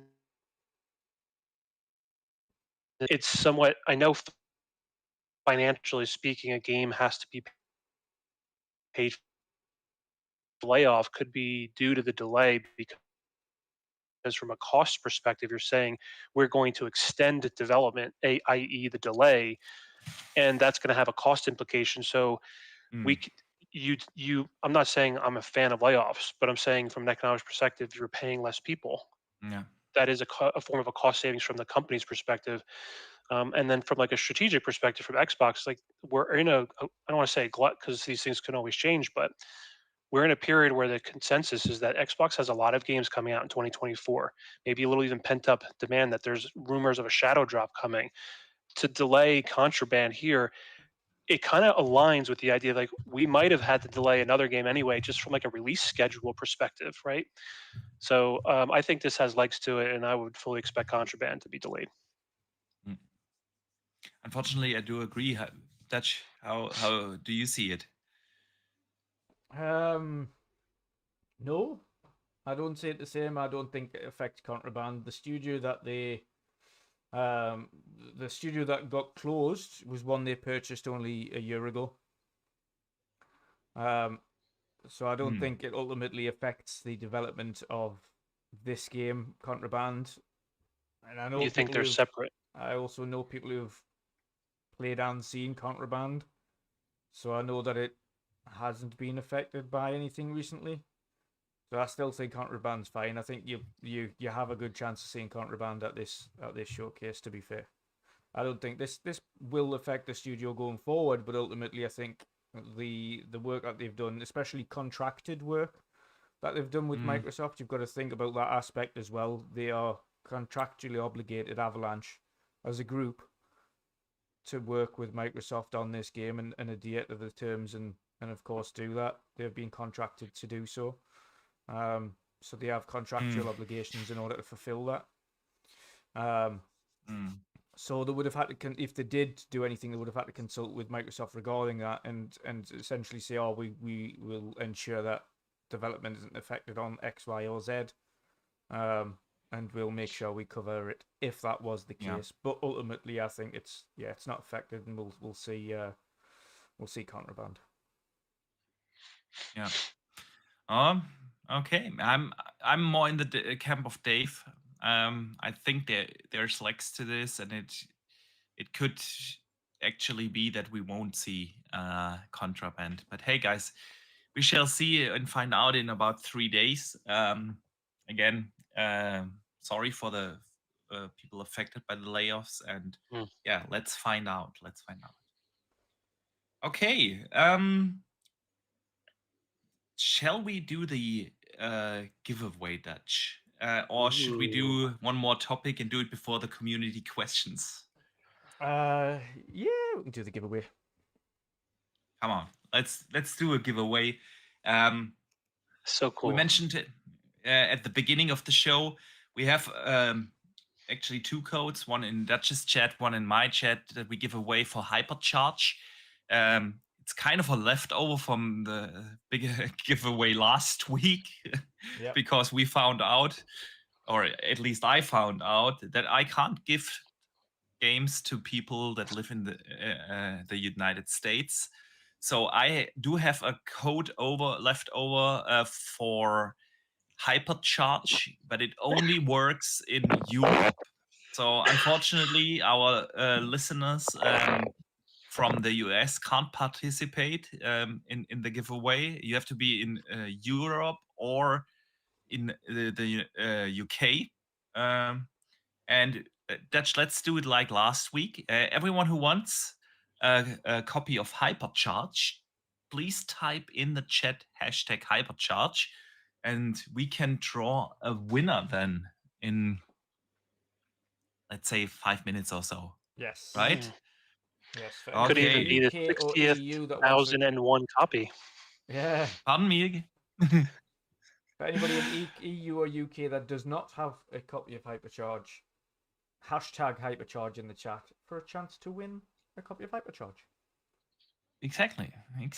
So, all right, guys. Everyone from the Europe or UK, hashtag Hypercharge in the chat, and we will draw a winner in a few minutes. And let's move on to the next topic, and that is actually, we haven't had a chance. I know it's, for some people it's a little old news, so we won't make it the biggest topic of the week, but we had the state of play, and we didn't get the chance to talk about that last week because the state of play basically aired right after we finished last week's podcast. So yeah, what are your thoughts about the state of play? I think there were like very mixed feelings, let me call it that way, on the social channel. So I want to hear your guys' thoughts. Maybe we go with our guest first, Dave. What did you think about Sony's state of play? So I typically love these things anyway, just because you're getting a chance to see like from the developer's perspective. So I'm like inclined to enjoy these right from the start. Just to give you like a little backstory, like how I watch these things. First, Concord, I absolutely loved the opening. They called it a vignette. I didn't realize I still had an appetite for that, but I absolutely do. And the entire time I'm watching that opening vignette, I'm thinking to myself, is this game going to look as good as Ratchet and Clank? Because this opening vignette looks fantastic. Like, it basically looks like they should be making a movie out of this, which is my second question is like, am I going to be able to watch this in movie form? Or am I just going to go pop in an old hashtag Blu-ray and watch one of the old Guardians of the Galaxies? So Yeah. I know that I was reading some people's opinions. They're like the humor was off. My appetite for humor, I was loving it. I enjoyed it. Now the actual gameplay itself is when I was started to not zone out, but it was more like I've seen this before, and it's called Overwatch. Yeah, true that. It looked good, but the graphics didn't look as. I mean, it's not really a necessarily fair comparison, but when you have studios being able to put out games like Ratchet and Clank, and then you're showing me that opening vignette. I don't know what the game is going to look like, so I have to Mm. kind of fill in the blank. And I started thinking to myself, like, can they get close to that? And I think based off what I've seen, I think the answer is no. It is more in that Overwatch style, which Yeah. is fine. There's nothing wrong with that. But if I want to load up that, a 5-on-5 game, I'm gonna probably load up Overwatch and jump into my Bastion and rock out. So Mm. that was number one. Silent Hill. I don't. Do we doing more than one? Do you want to pause? How do you want to do that? No, just tell us your thoughts. Go ahead. Yeah. Yeah. So for Silent Hill 2, man, I was eating that up. I was like, man, I played the Resident Evil 2 remastered recently, and I was loving that. And then I'm watching Silent Hill, and I'm like, whew, man, that like mode, the horror, the mystery, that got me excited. Like, just it's like that's a game that I want to play. There's just not a day during the week where I'm like, nah. It's like, no, I know I want to play that game. I'll eventually find my way to do it. And then, to me, the star of the show, come on, is Astrobot. I felt like a little kid again, being giddy Mm. watching it, because I'm like, this feels like the lovely games I used to play when I was a kid. It's bouncy, it's fun, it's got really good physics, it just feels good. Feels like it would be just a fun game to just play, fun game to play with, younger like people, cousins or nieces or nephews that like to play video games. That would be a great game to play with them to kind of get them into video games. Like, what a wonderful little game that's going to be. And I don't care if they cost $70 or $50. It's like that's not going to change the fact that I think it's a fan. It just looks so much fun. Such a doll. That one, Astrobot. Love it. Yeah. I think that was the star of the show, right? Yeah. Yeah. That's the one game where everyone said, "Okay, yeah, that looks cool." Yeah, I do agree. So, general thoughts: were you disappointed? No, I don't. I don't go into these. I'm not a PlayStation main, so for me, I'm not going into Mhm. these with any incredible amount of expectations. It's more like, what am I seeing that the developers want me to see?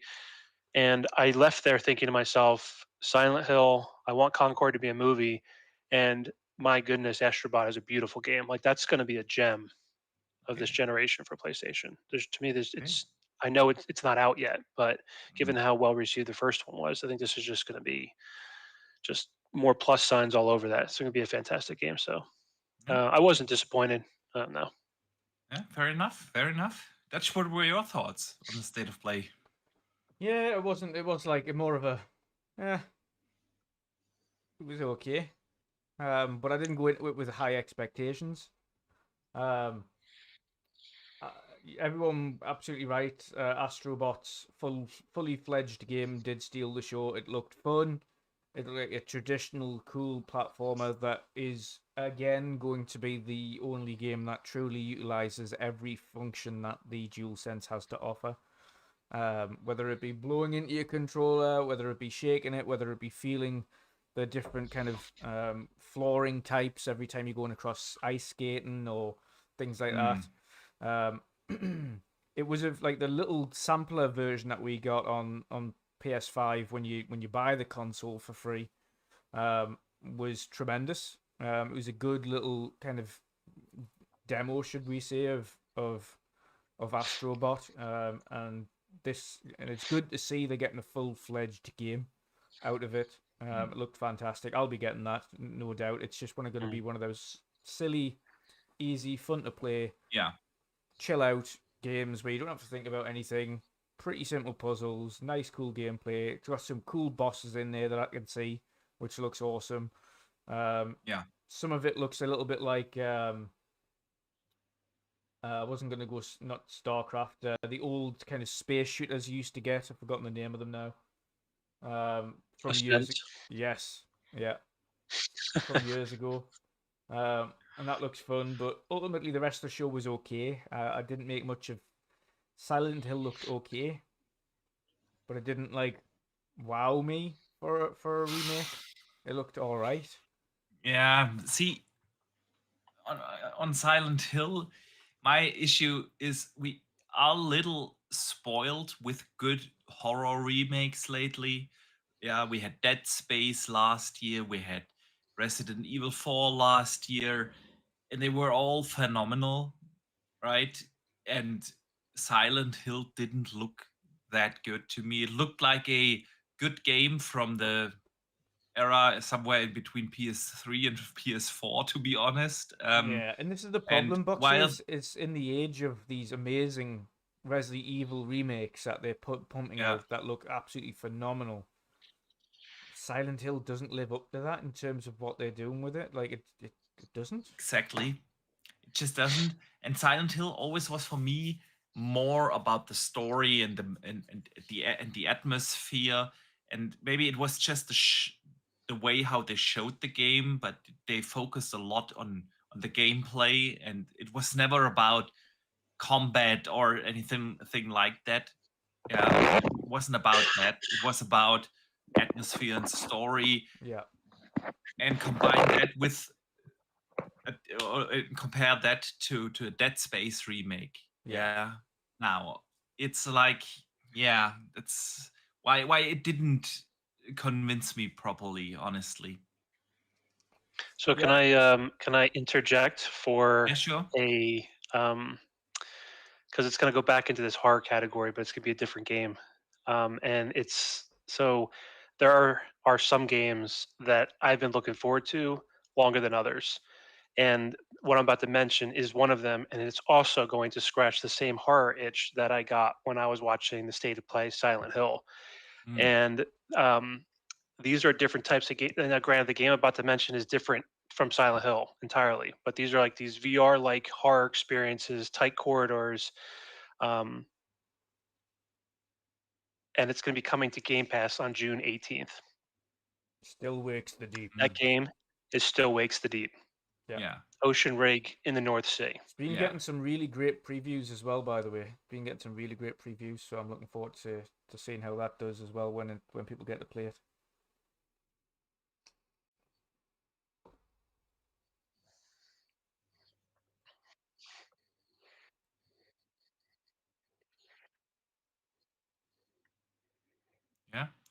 Yeah.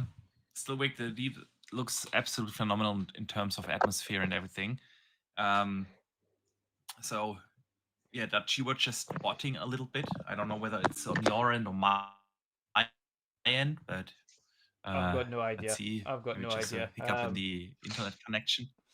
Yeah, it's No idea. See, my thing with this state of play in general was, if you look at this show, of course, you have to go in with the right expectations. It's a state of play. It's a 30-minute showcase of already announced titles and, or for the most part, announced titles and things that come out throughout this year. And I think if you go in with the right expectations, you weren't really set up for disappointment. However, the problem with the state of play for me really isn't about the state of play itself. But the problem is, since PlayStation's roadmap looks so bare dry, you kind of have to be disappointed if all you get is such a state of play. Yeah, especially in showcase season where everyone is like, yeah, we're getting the Xbox showcase and we're gonna get a Ubisoft Forward. We're going to And get a shadow yeah, drop. and shadow drops and even even a summer game fest is gonna be there. Yeah, also tempering expectations now, but like we discussed earlier, but we didn't temper expectations for summer game fest that much last week. And then you look at PlayStation, they haven't had a showcase at all in 2022. They had one last year that was just bad, and even the PlayStation fans considered it not a good showcase last year, because they didn't do what a showcase was supposed to do, and that is laying out an exciting roadmap, something to look forward to not just in the next couple of months, but also in the next 1 or 2 years. Yeah, we got Fable last year, and everyone, yeah, and we know that this and that and this is coming, and Xbox's roadmap looks phenomenal. Yeah, if we think about it, just from what has already been officially announced, it looks phenomenal. And on the PlayStation side of things, you don't have that. All you have to look forward to is Wolverine, and that is probably a 26 game, especially after the big leak at the end of last year.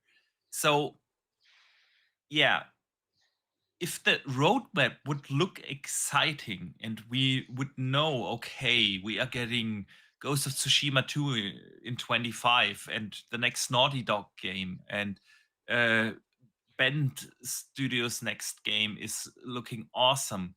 Then you come out and say, hey, we are not doing a showcase just yet. We just do a state of play and show these games. It would be like a very different feeling that you have, right? But since this is all that PlayStation fans got, I feel like, yeah, Concord, and with Dave, it didn't look too bad, but I don't feel like this is gonna be a success. You know what part of the problem was with that as well, generic. Boxy? It is. Pardon. Let me just really quick finish it. In itself, it didn't look too bad, but hey, this market is so saturated. Hero shooters, 5v5 thing, and other games as a service titles, no standout visuals, just your average 5v5 shooter. I don't think this is gonna do well, and that's all that you can look forward to besides Astrobot.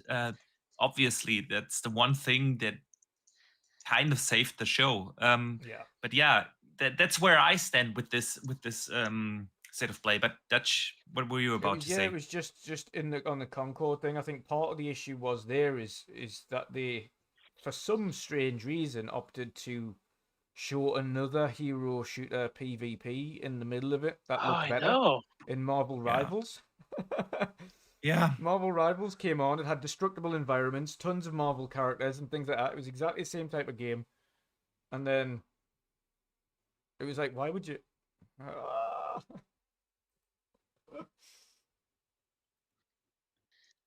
Why would they do that? It was my kind of thing. Why would they have the Concord on there and Marvel Rivals in the same show? That kind of detracts from a game that you're trying to push. It doesn't make much sense to me. Yeah, agree. I can. There was one piece of the Marvel 5v5 that I thought was not as good as Concord. I thought like the mechanics of the Marvel, and obviously the IP is just like, who doesn't want to be Spider-Man fighting against, like, I almost want Overwatch to take Marvel into their universe, right? It's like that would be awesome. Yeah, I would want to check that out, load it up at least once. And I thought the mechanics of the game, but I don't know, it was like the shoulder movement of some of the characters I thought was more stiff. And I watched it earlier today, and that was about the only thing where I was like, the Marvel one, it was. I don't know how to describe it other than that. It's like the way the shoulders are moving when you're moving to target and then throw or shoot something. I thought it was more smooth on Concord, just in terms of that specific shoulder tightness. And who knows, maybe I saw something that wasn't there, but that was the only difference. Is it just felt a little tight in the upper body of the Marvel one, which honestly, you're not really looking at your character too much. You're looking at the enemies on screen anyway, so maybe that's why it was deprioritized. And hey, maybe I didn't see what I saw anyway, but that was the one thing I thought that it wasn't didn't look as smooth. Yeah, when I saw that game, I was more like, man, and they canceled the Spider-Man multiplayer game for that, right? And then we get a Concord as the next big service game from them, and they cancel the factions for that. It was like, this is what I mean, you know? In itself, the show wasn't that bad, but when you see it in the bigger picture with what they canceled and with what they haven't announced yet, it is just like, yeah, that's not what I want from PlayStation, right? And you open the show with it too, and it's like, oof. Yeah. So, yeah, it is what it is. Let us do something more exciting than the state of play, and that is the giveaway. Let's do it, baby. Dutch, you have been botting a lot, so maybe you want to turn off your camera. I don't disabled the gameplay. I think that should help a bit. I think it's the gameplay that I was streaming was causing a bit issues for some reason. So that's off, and I seem to be okay at the moment. So, and it looks a little bit more streamlined. All right. Okay, good. I think we're good. Okay, good. So if you are in Europe or the UK, you can enter the giveaway. Just type hashtag hypercharge in the chat. So far, we don't have too many entries. I counted. I've only got 2. 3. One that was earlier in Yeah, the I show, got 3. and one that was just now. Okay. So, Dutch, let's give the chat one last chance. Hashtag Final hypercharge. 30 seconds or so, because there's always also the delay in between us talking and until it appears. You got to get like the Jeopardy. Oh, you probably get demonetized if you put Jeopardy jingle on here. Yeah, as like yeah. the countdown to the 30 seconds for the final. So for the finals. yeah.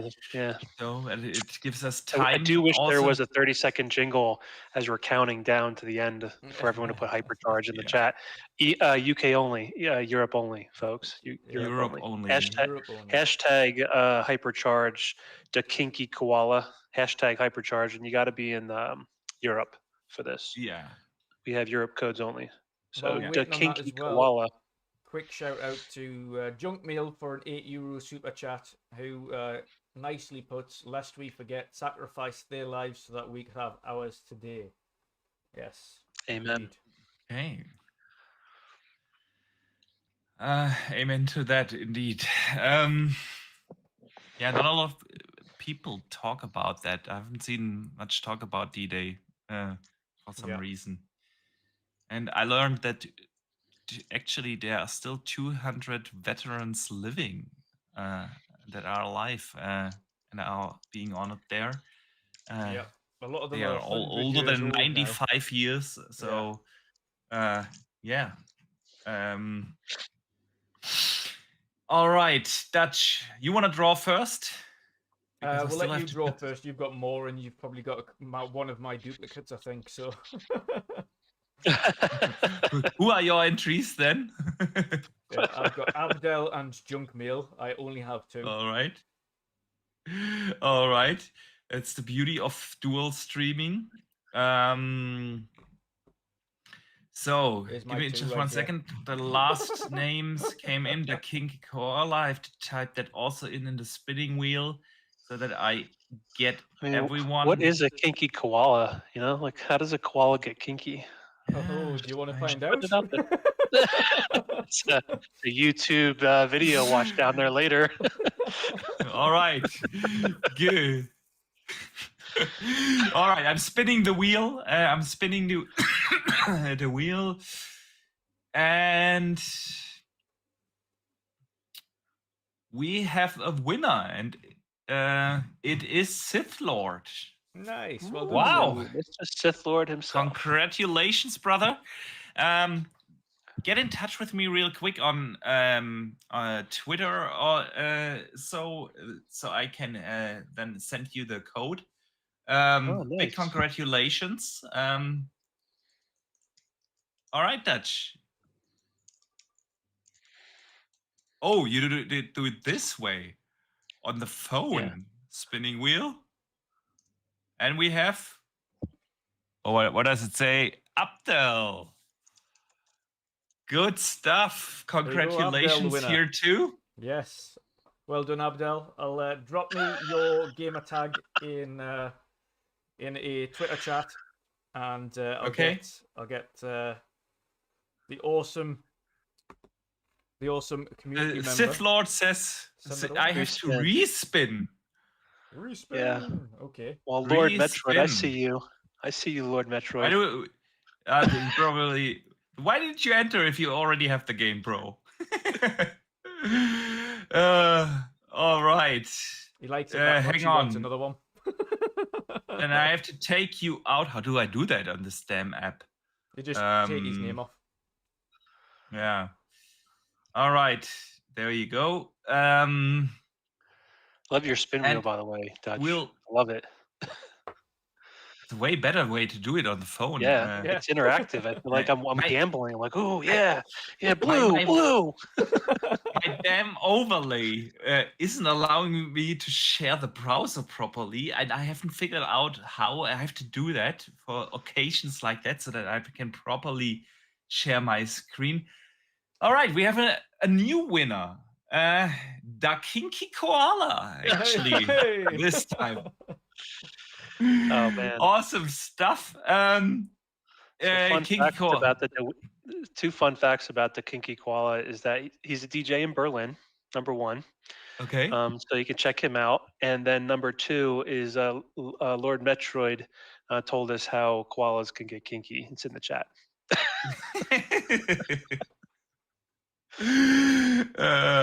Yeah. All right. Kinky Koala, congratulations. Do me a favor, get in touch with me either on Twitter or on Xbox. It's Boxenberger everywhere, easy to find. Just drop me a message so I can send you the code. And big congratulations there. Good stuff here, guys. Good stuff. More gamers get to experience the fun experience of Hypercharge, which is fantastic. So, yeah. I think that's it for the news of the week. And guys, that means it's time for the community questions. All right, jingle is running.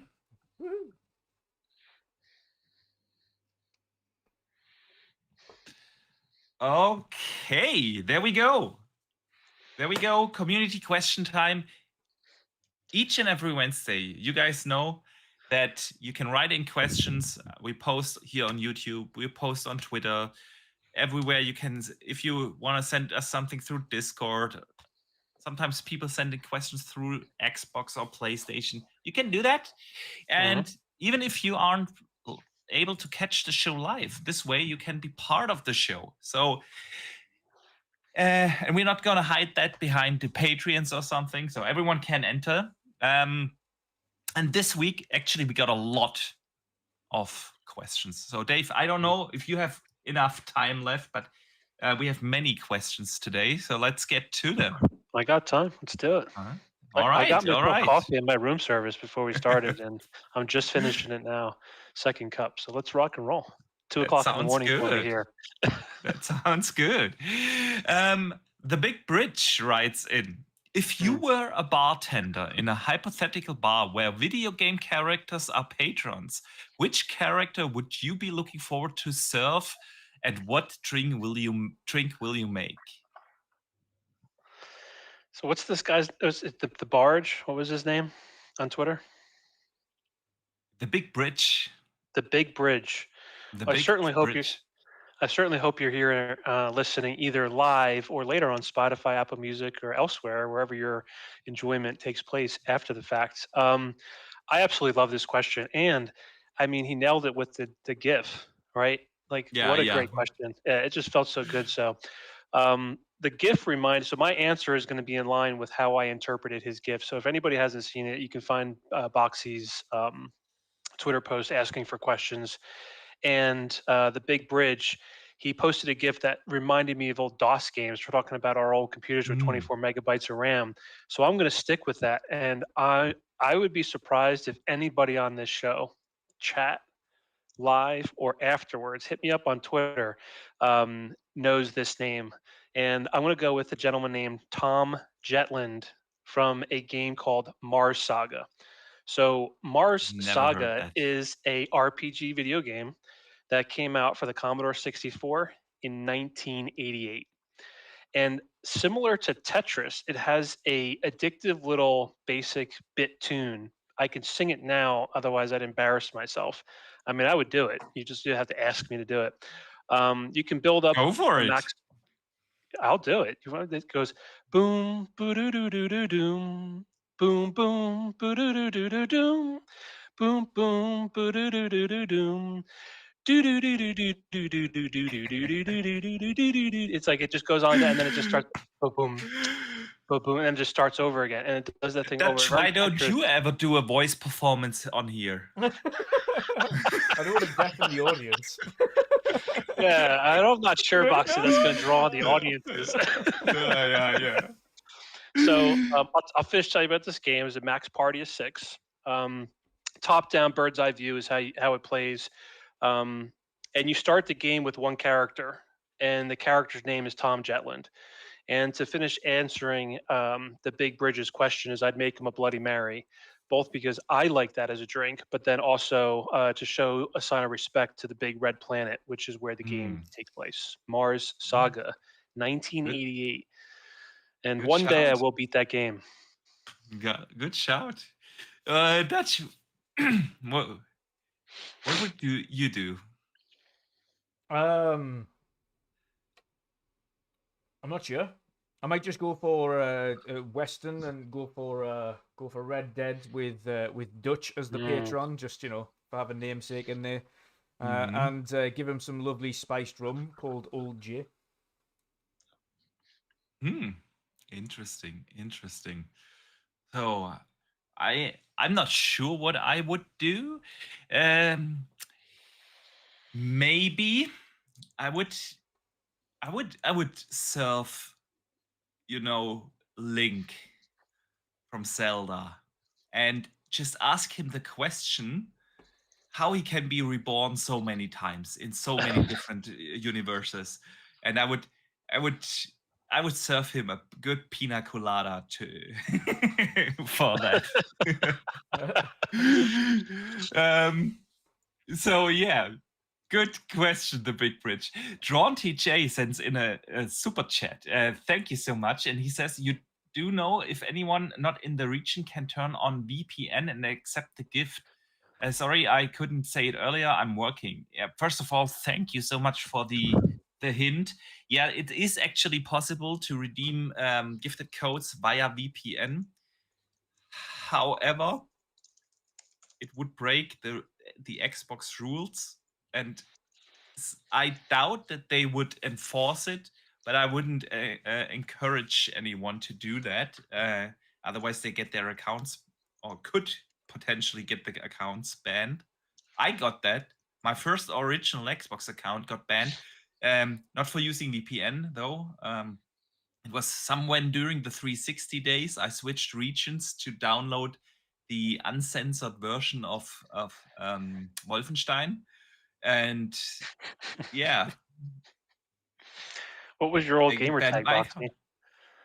It was Master Boxy. Master Boxy. Master Boxy is no more. Is no more. So yeah, but yeah, of course, the next time we have such a code, we could definitely give the hint. That's a good point, TJ. And everyone should do it on their own risk. Yeah. And you guys can decide for yourself whether you want to do it or not. I don't think that Xbox is really enforcing these kind of restrictions anymore. Haven't heard anyone. Yeah, I always back in the use VPNs 360 all the days. time for these things, so Yeah, be good. back in the 360 days, they were strict, man. They were strict. All right. You mind if we read a couple of these from the chat, because these are so interesting. The Sure. bartender question. So we have Pyro says if he was a bartender, he'd want to conquer the squirrel to be his Ooh, regular. that's a good one. Yeah. And then he said just conquer alone would keep him afloat. So he's thinking more like entertainment and financial there. That's how I guess I'm reading that. And then Big Mad Mo says he would serve Rex a scotch. Scotch. Yeah. And then that's a good Sith one. Lord, R.I.P. Master Boxy. Yeah. Yeah. That's why my Xbox account is only like 14 years old or so. But it is what it is, right? I have to really quickly switch gameplay because it ran out. So there we go. Toothpaste writes in, AAA games are extremely costly to make, which leads to publishers sticking to dominant established genres and trends, e.g. open world RPGs, Souls-like RPGs, and so on. if you could have your way, which genre features would you like to see in a AAA game? In his opinion, a roguelike AAA game will be huge. Mm. Hmm. That's I'm a big fan of Metroidvanias, and Mm. Metroidvanias have been we got a couple of really good ones, like Ori, like Hollow Knight, yeah, which fingers still rooting for a Silk Song date at the Xbox showcase, or earlier this year, Prince of Persia. But I feel like most of them fall more in the indie scene, and I would love to see a proper Metroidvania game, yeah, in the AAA space. What do you guys think? Mm. We're given a budget of what, 150 to make the AAA game of our dreams? Huh. Hmm. No need to do marketing. It's just going to be made the way we want. First thing that came to mind for me is I like that the Hellblade runtime was less, and I feel like it respects my time over some of Yeah. these 30, 40, 50-hour games. So I would want to develop a trio. It's almost like episodic, but in a each one is meant to be designed to be its own story arc. Mm. 6 to 10 hour game, cinematic. Um, and the movie that came to mind was like the Children of Men. So like you're talking Okay. about like a grid. I don't know if everyone has anybody's ever seen it. Has anybody seen the Children of Men? No, I No. haven't. Oh, okay. So the world isn't able to reproduce anymore, so it's just adults, and then it's a fantastic movie, really like somber, but it picks up and has some action in it. So I'm thinking something like that. To be able to develop, say, three of those, and to announce it as a trilogy from the start, and then you're dropping one like 2024, 2025, 2026, and then let the series rest. Like that is what it's meant to be. It's not meant to be 4 or 5 or 6. Like let it come to an end. 6 to 10 hours of gameplay, cinematic, gritty. That's to me, I would sign up for that. Yeah, it's a good shout. Dutch, What was the where what would was you the land? question again? Sorry. Which genre would you like to see in the AAA space that we don't usually see? Because many of the AAA games, he's right, right? And Toothpaste is right. Many of the AAA games are all following like the same genre or type of game. And what kind of game would you like to see in the AAA space Bring back or genre? bring back the age of turn-based JRPGs in AAA format. Mm, Oh, yeah. That's a good one. That's yeah. also a very good one. Yeah, yeah. Yes, Love please. it. Yes, please. Yeah, we've I Lord mean, Metroid. Yeah. as much as we loved remake and rebirth of Final Fantasy VII, the diehards would have absolutely loved a AAA version of a turn-based JRPG in that format. So everything you loved Mhm. before, but bring that into just what it was, as well as what Yeah. it is now. That's kind of the dream for Final Fantasy IX, and from what I'm hearing about 9 anyway, is it's more akin to a kind of not so much a remake as it is like a high scale remaster of the first of Mm. 9. And if that is the case, and it's more just a really high scale remaster of 9, and it just brings it into the modern age, and it's still turn based, I would absolutely, God, I'd absolutely love that. I think I'd be playing that till the end of time. So Yeah, bring that back the sounds good. traditional, because we used to have loads. If you ever think about it, we used to have Yeah. like Lost Odyssey and Blue Dragon and all of those like triple Yeah. A Skies of turn based, Arcadia yeah, and so on. Yeah. loads of them. And Yeah, now that's now it's we've a got good one. Octopath Travelers, like, and Ayuden Chronicles are the biggest turn Yeah. based JRPGs Turn that we've got based. left. Yeah. Yeah. True. Lord Metroid sends in a $2 super chat and says Metroidvanias. Boxenberger knows what's good. Yeah, thank you. Thank you. I do love me some good Metroidvanias, man.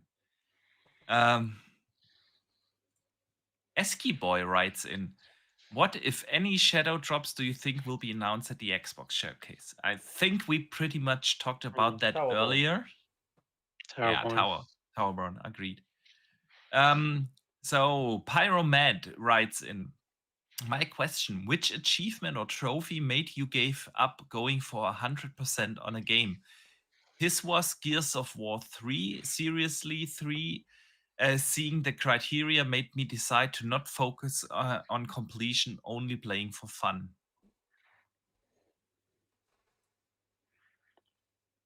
I don't recall. I've been playing that way for so long that it's actually hard for me to answer this question. Mm, I just don't. I almost wish I could turn achievements off. Like I don't mind getting yeah, credit for them because sometimes at the very end I'm like, oh, how much did I by chance collect by just playing the game kind of with it hidden? So that part I kind of say like, and I get a sense like how much more there is just based off the gamer score, which may not even be logical sometimes. But for me, it happened so long ago, I don't remember the game, but I can tell you that I'm in the land of I want to play the game and I don't want things popping up telling me I did something 100 times or I got to block something or parry something 100 times in yeah. order to get 25 gamer points. Totally with you on that. I'm in the exact same boat. I'm not an achievement hunter, and I've never been one. I never look at what do I need to do to get an achievement, because I don't want to play a game in a certain way just to get achievements. Yeah, standing on one leg singing "Kumbaya" while doing 3 headshots. It's not. I don't, or He running lives for around it. finding 100 random collectibles just to get the achievement. I don't find enjoyment in that. I know there are a lot of people that do enjoy the achievements or Mm. trophies, but yeah, they're not for me. I can't remember that I ever did go after achievements. So Yeah, I'm pretty much the same. I'm not so much an achievement hunter per se. Like if they've got one where you have to do it like 4 times with a difficulty revamp every time, like do it on medium, do it on super hard, do it on unbelievably difficult, do it on nightmare. Like nah, I'm not doing all that. Like it requires me to play So the game like 5 times. There's no hmm, chance I'm doing yeah, that. Absolutely not. I'll play it the once. I'll get as many achievements as I can in the one run, and that's that. There's a couple of them that don't have achievement level difficulties where they doesn't force you to play the game like 6 times over to finish to get all of them. And the likes of God of War and God of War Ragnarok were both two games that were pretty easy to 100 or platinum, that didn't require you to play the game multiple times in order to do so. Um, and Hellblade's one of them as well, where if you take your time and you did just search around everywhere and had a good look, you can theoretically get everything done in one playthrough. Or you can maybe do chapter select and go in afterwards and get the stuff, which is what I did, which was I played through again on Hellblade 1 and 2, but also used chapter select in order to pick up a couple of the laws that I didn't get. But mm, on those type of games, I don't mind so much because those also provide kind of universe lore where it gives you a nice little story element. You mm, can kind of sit there and like for 30 seconds you listen to a nice little bit of lore from the universe, and it gives you a little bit of a story. You can kind of sit and have a chill and then crack on with the game again. So I don't mind those, but I don't like um I don't so much like the one I everyone hates the grindy ones where it's like pick up 5,000 flowers or yeah, find 400 skulls in the game, and you're like, well, what? Like half of them aren't even in the realms of finding where they are. They're like the yeah, top of a cliff on a part of the map that you shouldn't really be able to get to. Like, yeah. yeah, like Don't get me so wrong. I do enjoy playing side quests and whatnot. Yeah, mm, content that actually gives me enjoyment. yeah, But these artificial achievements, yeah, not for me. But hey, everyone is different, right? So Sergeant Sentinel writes in, it was previously mentioned that Xbox would be focusing on backwards compatibility again. Could this mean we are going to get a shadow drop of Activision titles at the upcoming show? And what titles would be priority? Think we mm. also touched upon that a little bit earlier, but I do totally expect to be Activision games to actually drop this Sunday in Game Pass. yeah, yeah. I think Call of Duty is a priority. Um, Yeah. I think we'll maybe get Tony Hawk's Pro Skater, the remastered bundle, Crash Team Racing, Spyro, Crash Bandicoot, those types of games. They've been out for years now. I think they'll easily slot in into the Game Pass collection there. So they'll be good for everybody to pick up now. Of course, we've got Crash 4 on there as well, which a lot of people didn't pick up. That they'll be able to kind of go and play Crash 4, which is the newest one of that. But yeah, ultimately, I think it's just going to be those little games and then Call of Duties. A few of the older back compat stuff, but not much. Yeah, I could see something like Tony Hawk, Spyro, Crash, that stuff also happening. Yeah. I do want to mention that it's probably not the first priority, but Barbie Horse Adventures Wild Horse Rescue is probably on the list. Absolutely. Top of the list. There are only few things on this planet I could care less about. And it's Call of Duty. Actually, I do enjoy the Call of Duty campaigns. I think they are like, I always say they are like a Michael Bay movie. Yeah, turn off your brain and enjoy a couple of hours of good action. Yes. But I usually don't pay $70 to play a 5-hour Call of Duty campaign. So sometimes I get the Call of Duties when they are on sale for $20 or so just to play the campaign. So yeah, actually, if they drop the Call of Duty games, I could go in and play some of the games I've missed over the years. I would. Yeah. Yeah. Yeah, I do a lot of the campaigns and things like that. And again, this is what happens especially when you do back compat stuff like that, and it goes onto Game Passes. You know they've switched on all the servers again for all the older games, so it just picks up more player numbers on the older ones. And if people don't like the new Call of Duty Black Ops when that releases, and you get a small subsection of the crowd that don't, they automatically just drop into the one that they preferred. And if all of those ones that are preferred now have servers that are online again, then you see a big player base in those ones again. So they still kind of level themselves out. If people don't like the new Black Ops, they'll go and play one of the older ones. Mm-hmm. So, yeah. And do we see, here's a little follow-on question for you. Do we see the return of back compat enhancements for older Call of Duty games? Why not? I would assume so. Auto HDR, FPS Auto boost. HDR. Okay, super resolution, whatever it is. They don't have Call of Duty is like up-res. Call of Duty is like James Bond. You could always go back and watch your favorite movies in the James Bond series. If like Call of Duty's like that, there's so many, and you have your favorites. You can just go back and play your favorite ones. And when they launch those with Auto HDR and FPS boost, it's like, why wouldn't I want to go turn that on and play the campaign? Why not? Yeah. The next one is a good one. Vizzle writes in and asks, when are we going to get some new great single-player first-person shooter games? Doom Dark Ages will be awesome, I'm sure, but as a big FPS fan, it drives me insane that everyone just wants to put out live service hero shooters or Bungie wasting the time on an extraction shooter. I think it's a good question because, a lot of shooters try to go in the games as a service kind of space, and they basically all fail. They are not Fortnite, Call of Duty, and we have those markets basically saturated. And it's a good question. Good first-person shooter single-player games. Wolfenstein or Quake. Yeah. There's a few more actually.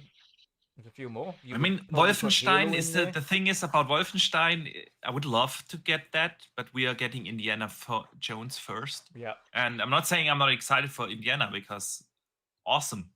Really looking forward to it. But I think that's why we will have to wait a little longer for Wolfenstein. No, but there are a few franchises that still exist that are first person and not really multiplayer. Doom is one of them. Wolfenstein is another. Halo has a set campaign and a multiplayer separate. Call of Duty does as well, but the campaign's been wavering a bit recently, and they really need to get back to their best on that. Yeah, and they're super short. I Super mean, short, yeah. 4 hours Yeah, not a campaigns. proper Yeah, campaign. I'd love to see the return of a Battlefield campaign, to be honest, like a proper Battlefield campaign. Um, they went a bit weird, like in Battlefield 1 and Battlefield 5, and the newest one, they didn't have a campaign in the newest one, and in the previous two campaign ones were like, here's a small segment of like several people's perspectives, but it wasn't really a campaign like you had in, yeah. I think it was not just Bad Company, but was it Battlefield 4 maybe, or Battlefield 3, where it was in the city and you had this kind of campaign? I think that was 3. Yeah, Yeah, like that was when Battlefield was still really good, and people enjoyed the campaign on that. And I think they need to yeah, get back to that as well for the next Battlefield. yeah. Dave. So I'm going to argue that the answer to this gentleman's question is that, well, we just did, right? We just got a fantastic first-person shooter game that has a campaign, and it's called Hypercharge. So you get to play as your favorite Yes. version of toys. You get to gather batteries, protect cores. It does have multiplayer elements, but you can just play the single player. Yeah. But when I read his question, so I had an answer, but then I reread his question, and he mentions the word great, and I think what he means to say is like the triple A category, not that Hypercharge is Mm, not a great game. I think we're seeing that it's a great game, yeah, but in the triple A space, and that, my friend, is coming later this year in Stalker 2, and Stalker which 2. needs no Yeah, introduction whatsoever. Yeah. It's gritty, it's dark, it's single player, it's sci-fi, and it's going to be torturous fun. Yeah. Yeah. It's gonna yeah, be yeah. difficult. Challenging. Yeah. Do you guys think they are going for the same difficulty level Yeah. like the original ones? Yeah. Yeah. I I don't mean, think. I think looking at the it's. color palette, it looks dark. So yeah, Yeah. go ahead, Dutch. No, I was just going to say I think it's what made them games what they were and what they are, and I don't think they're going to go away from that. I think they're going to stick to what made them great in the first place and what people Mm, loved them for. So I think it's. I mean, even the small samplet you played at Gamescom last year, it wasn't easy. Um, it yeah, was difficult. You had multiple options where you did die, or you could die, or you could change the way things panned out, and it might have been better for you if you just helped them. But the fact that you didn't help them and let them die, or you killed them instead of killing the dogs, the whole town was after you after that, and it was. mm, And then of course you've got the elements because of course you've had this whole nuclear fallout and things like that, and you've got the elements that attack yeah. you, and you've got to get into shelter. So yeah, it's going to be, um, it's going to be difficult, but that's what Stalker is about. It's not meant to be easy. And I think the Easy. easy version of Stalker was the Metro games. Yeah, agree. Another Metro And would also it be looks so cool. beautiful too. Yeah, Yeah. It's gonna be a beautiful looking game. yeah, Oh yeah. Yeah, yeah. Stalker looks phenomenal. I would recommend that one. Just you want to if it's like go pick up Hypercharge, play the campaign, and then play Stalker 2. You get the punchy kind of old school. It's a short campaign, is what I'm hearing, and then you get the brutal fun later in the year, which is I think is right up your category. That's going to be Unreal 5, AAA, good Yeah, story. Um, it's going to be tough, but just lean into it, and I think you'll get through it. yeah, yeah. absolutely. We will probably see more of Stalker 2 on Sunday. I know. Can't wait. So, last question of the day. Siki writes in and asks, what do you guys want Everwild to be? Personally, I want a farming life simulator like Sims meets Palworld meets Animal Crossing. Hmm. I think Everwild is, and we mentioned this I think last week, Boxy, when we spoke about Everwild. I think Everwild, Yeah, they will have learned from what they've done at Sea of Thieves, and I think Everwild's revamp will, or at least reimagining, because they haven't started from scratch, but they did change the direction of what the game was really going for. I yeah, think they've kind of arched it more along. Okay, we've done this really great for Sea of Thieves and the community. And obviously, we knew Everwild was meant to be a cooperative kind of open world, a exploration-y fantasy kind of world that they had in there. And I think it's going to be kind of like Sea of Thieves, but based in an entirely different universe. So it's going to be this cooperative experience that you all kind of work together to kind of solve these mysteries and things like that. So that's what I think Everwild will be. And again, it'll be this What online. do you want it to be? And to be fair, I would like that for Everwild because I think it would fit very well into the nature of what Ray do, and it's craft these whimsical universes that are great for exploration, whether that be with or without people.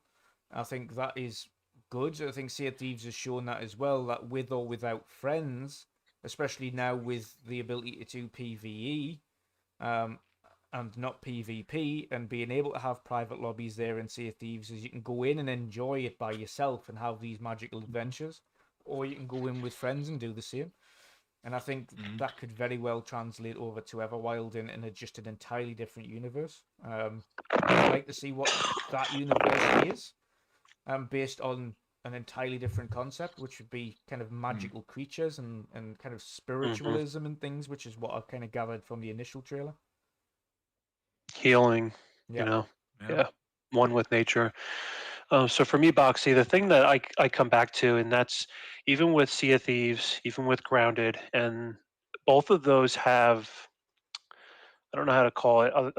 It's not, they're not violent games, but they have elements of like shooting things, right? So you're shooting your rifle, you're shooting your cannon. In Grounded, you're shooting bugs. Yeah. I am curious, can Rare make a video game that has no shooting elements and still has a hook to it?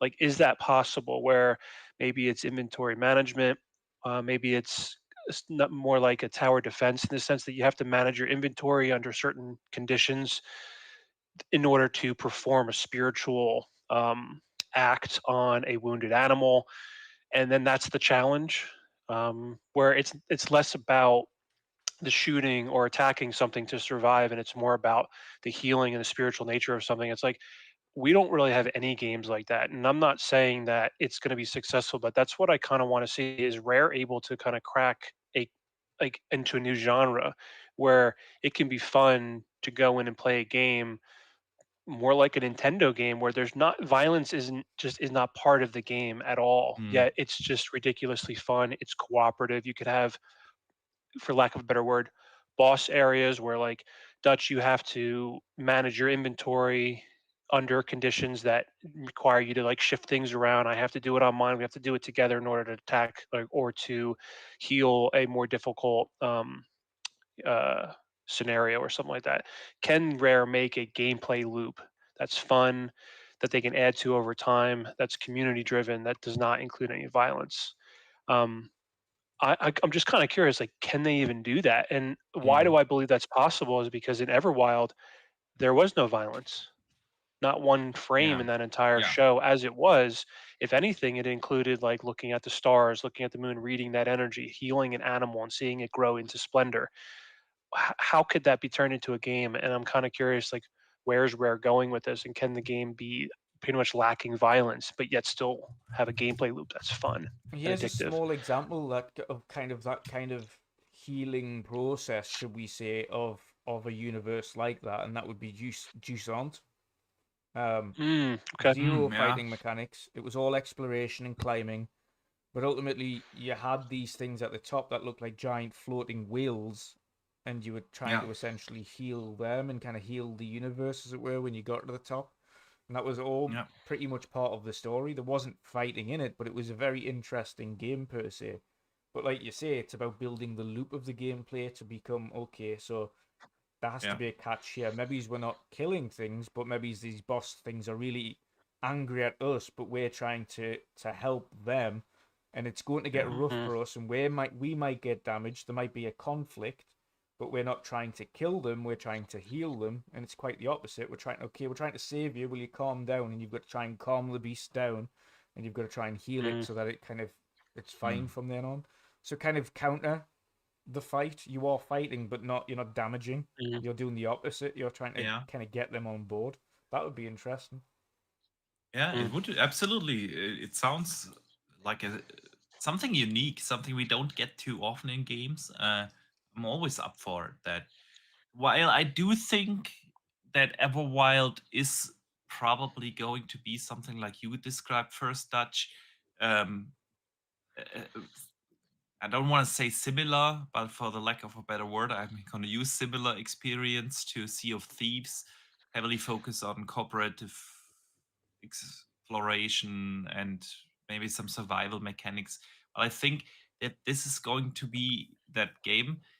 Originally, it was described as Rare's take on Zelda, right? And I'm gonna stick with that. I still want to see that. Yeah.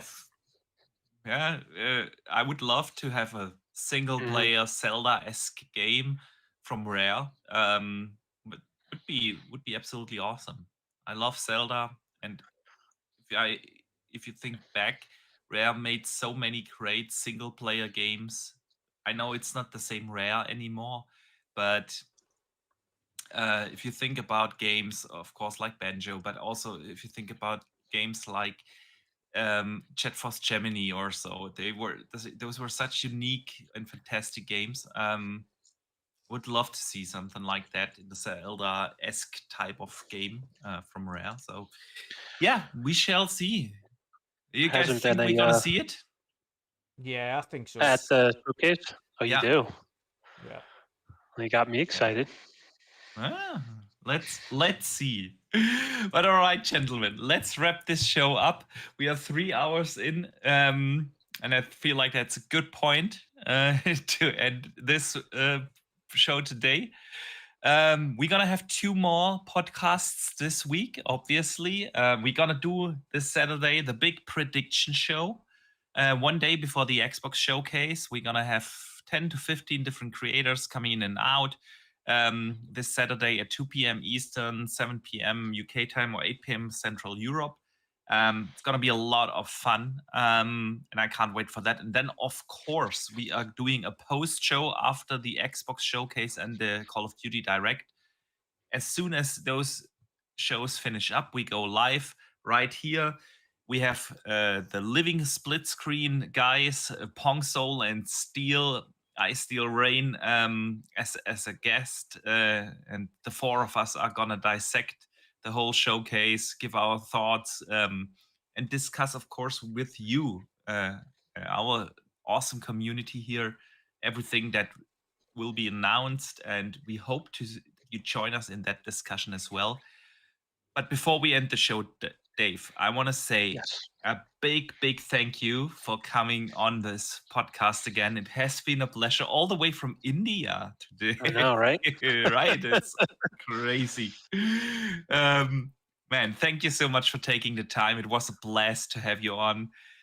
I mean, if Jez can be in LA, I can be in India for the week, right? Right? Yeah. Right? Yeah. Yeah, we can do that. We can do that think- too here. yeah. International podcasts, right? We are that anyway. All from all around the world, right? That's I always say that's the best part about gaming is how it brings people together, no matter where you live. We have so many awesome people in this community from all around the world, and I feel like gaming is such a great way to unite everyone, no matter where you're from. It's just awesome. But Dave, again, big thank you. Let everyone know where they can find you, man. Yeah, thanks, Boxy, for having me as a guest. It's Always. fantastic. I love it.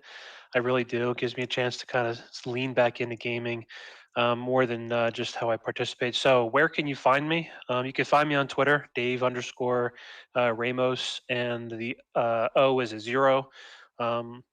I'm often in the comment section of Dutch's posts or Boxy's posts or their YouTube videos.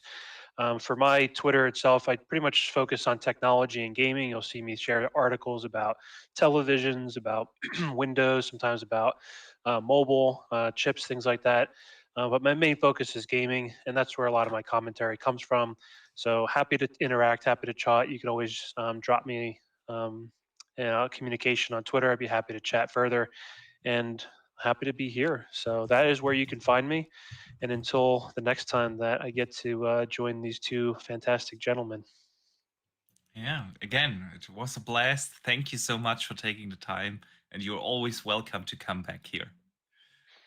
Dutch, man, let everyone know where they can find you, and of course, what you've coming up, man. Yes, indeed. A quick shout out to 2 member chats in our chat as well. Fanto Sir with 27 months. Shout out to my brothers in the panel and chat. Thank you very much, Fanto. And 32 months from Perrin Pluck or Plucky83. He said, "Let's go, legends." 32 months and 27 months. So thank you very much for the support there, chaps.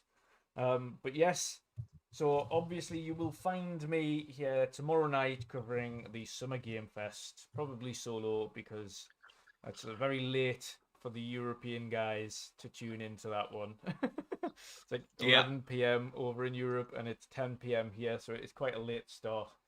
So I'll cover that by myself. On Saturday, I'll be joining Boxy, of course, for the Mega Show.